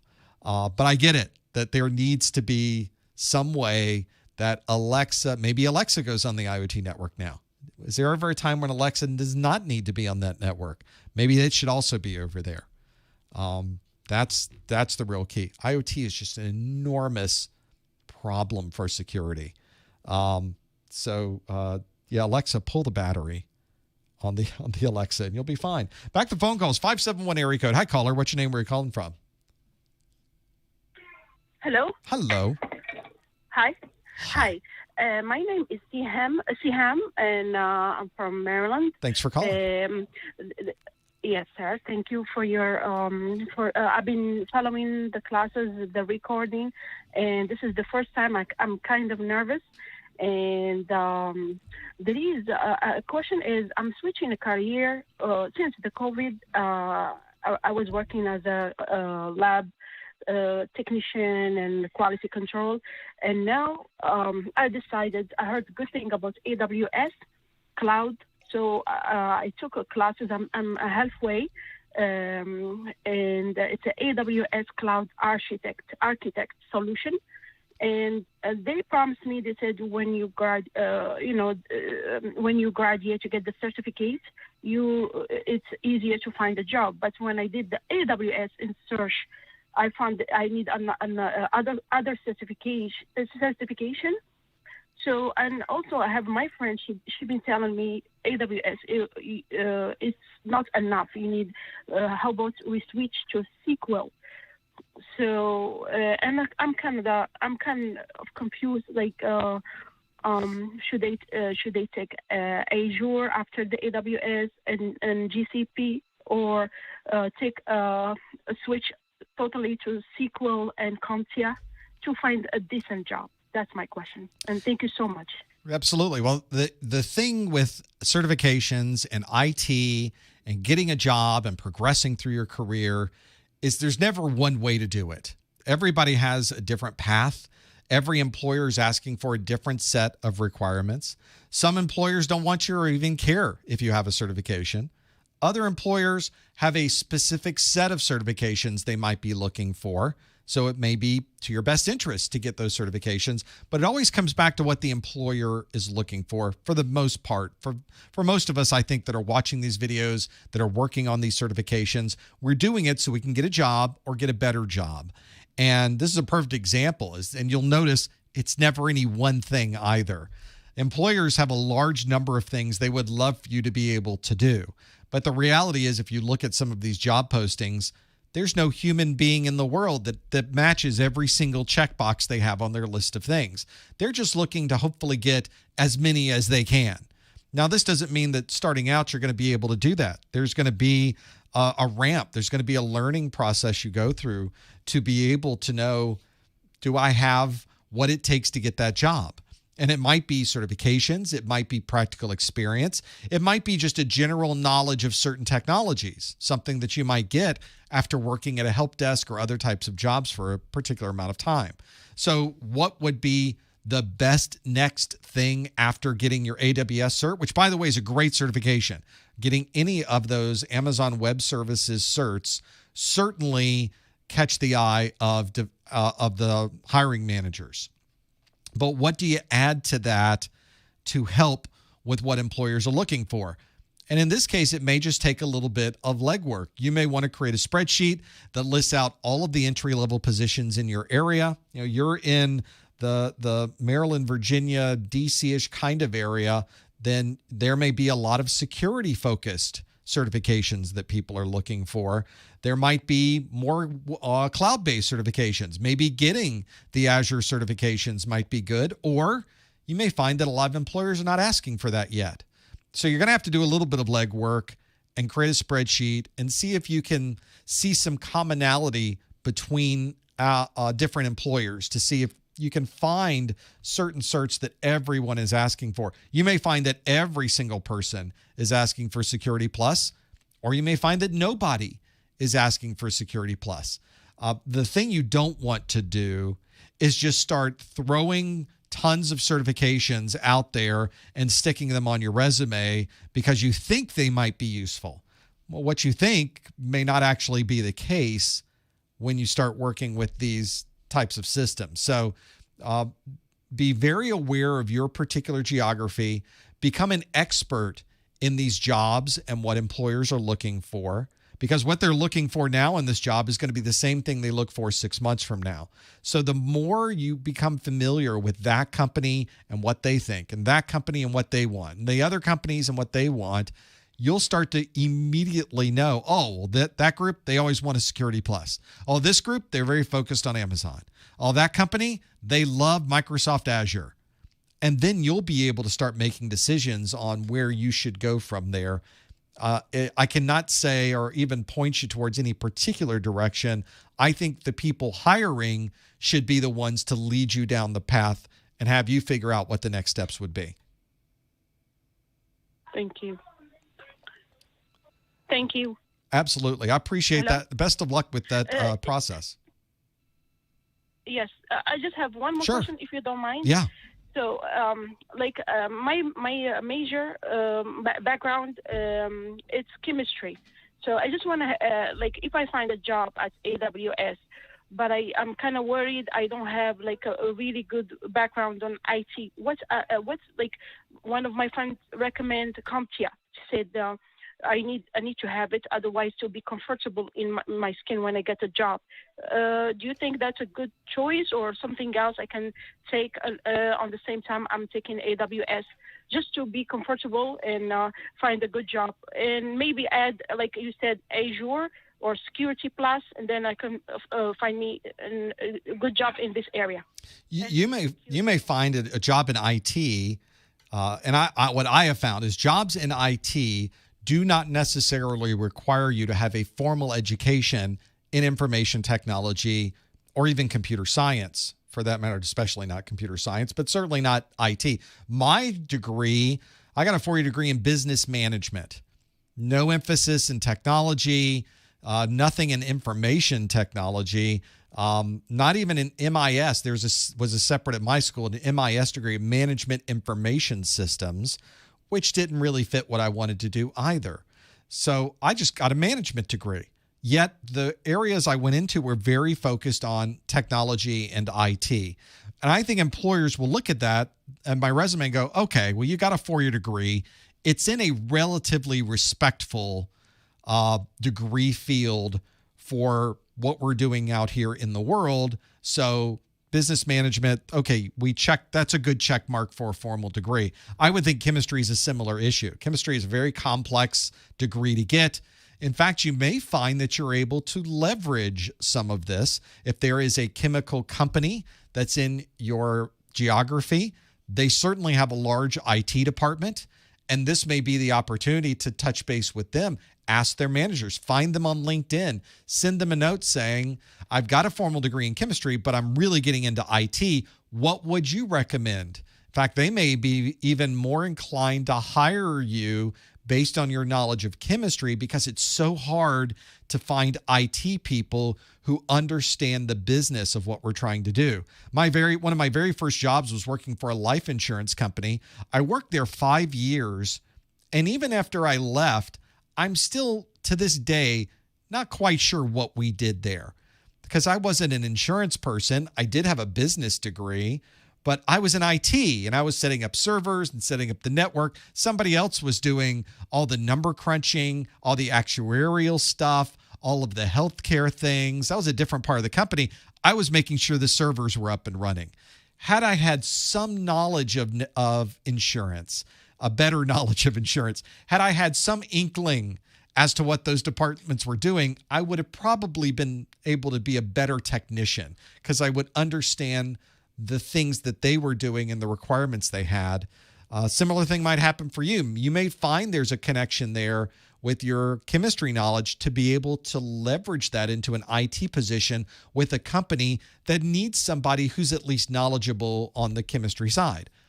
Or it might not be. You may end up working for a transportation company or a healthcare company or something else, but at least there's that. That's something that might come up that might be something you can use for leverage.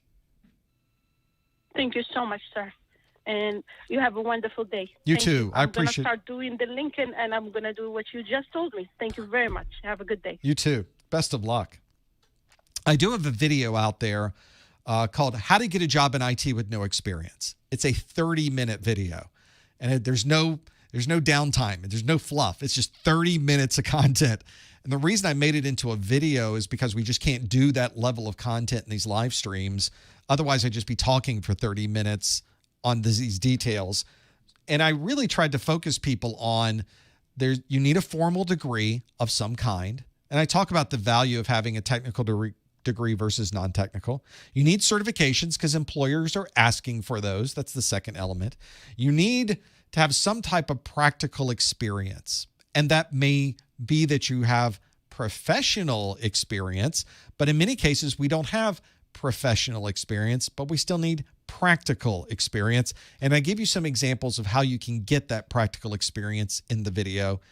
And lastly, we didn't talk about it on this call, but what might help for any of you looking for a job, if you can meet people who already work there, if you can become acquainted, at least professionally, with people who are already part of the organization, where you can ask them, what are you guys looking for in IT? I'm looking for an entry-level position. What's your help desk want to see? Can you, if I give you my resume, can you pass it to the help desk people? You know, and maybe you're meeting people at a Cisco user group meeting. Maybe you're meeting at a Microsoft user group meeting. Maybe you know people from church. Maybe you know people from a group that you belong to. Ask everybody that you know. Do you know anybody who works with an organization that has an IT department? Can I talk to them? Can I send them an email? Can I say that you said I could talk to them? Because maybe they won't introduce you, but you say, I talked to your friend, Bob. Bob said to give you a ring because you knew everything there was to know about IT at this company. And at least when you get into the interview and they say, well, how did you come across wanting to put in a job here? What is it about this job that interests you? Oh, I talked to Bob. He works over in IT, and he told me that you guys do this and help desk. Oh, you know Bob? Yeah, I know him through a friend of mine. We have a friend of a friend. And so that connection is a valuable one. We often don't think about how valuable it is, but I've had probably 15 different IT jobs in my career. They weren't all with 15 different companies. Sometimes they were within the same company. But every job I got, except for the very first job I got without knowing somebody. But every job after that, the other 14 positions, I was working for a company where I knew someone who worked there. That's an important statistic, and it's something you should not overlook. Having a professional relationship with someone who's there. I'm not talking about you don't have to go to lunch with them every day. You don't have to know their family. You don't have to spend time with them outside of work. I'm just saying know who's there, be familiar with them, throw in, and don't be afraid to throw in a LinkedIn request. If you see a job that's open and you find on LinkedIn who's managing that job, throw them a request saying, hey, I saw that job posting. I've got these things. What would you recommend I should add to this resume to make it even better for this particular job? They might not answer you. They may just delete it. They may just ignore it. They may decide that's too much trouble. I'm not going to get in a conversation. Or they might send you a message back. And then first, you've got great intel of things you can be doing to make your resume better. And you've got a relationship, a conversation going with somebody who already works there. so that you can show up 3 months later, 6 months later saying, I took your advice to heart. I went out and got that cert. I went out and did that thing. I added this to my resume. Please let me know if there's any open positions in your group or if there's anything planned for the future. That's all you have to do. Just throw it out there. And then we'll see what happens. Sometimes it happens. Sometimes it doesn't. You will be rejected over and over until such time that you are not, and then you have the job. The job hunt is just horrible. It's just a miserable, really, you get beaten down every day. You feel horrible about yourself. You're not good enough to work in this industry. It's, oh, I got a job? Oh, it's great. Things are great then. Well, so up until the point you get the job offer, everything is awful. And then suddenly, everything's great, which is pretty much how it works when getting a job. That's the basic piece of it and being able to work through that. In the chat room, good question about writing a statement of qualification for a state IT job. I've set of videos I did. Everything for me goes back to a video, right? I did a set of videos, 5 reasons your resume is getting rejected. And then I did another video on 5 more reasons your resume is getting rejected. On that second video, I give you the breakdown of how to create a cover letter, and it's a T-style cover letter where you list out what the employer was asking for, and then you list out how you meet that requirement. So it's almost like a bulleted list. Oh, you asked for this, I have that. You asked for this, this is what I have. You asked for this, I fit that requirement. So you can pick like 3 or 4 things, and you list out, I can do that, I can do that, I can do that, I can do that, and here's why. And then you use that as your cover letter. That is a great way to prove to an employer what you're asking for, I meet those requirements exactly. And that's why I tell people you should be customizing your resume for every job you send this into. You should be moving up the things they're looking for to the top of that list. I give an example of how to do that very, very quickly in that video. You should be writing a cover letter, because why wouldn't you? It's a great opportunity to tout how awesome you are. Write the cover letter. It should be customized. It should be different for everybody. So there's a good example of doing that piece. Make sure that you have a customized resume and a customized cover letter for every job that you submit this to. So that's where I think the most important part is putting those things together in a way that makes you look better than anybody else who's submitting these resumes. Don't just do cookie cutter. Oh, I got 100 resumes. I sent out 100 resumes. I didn't customize them.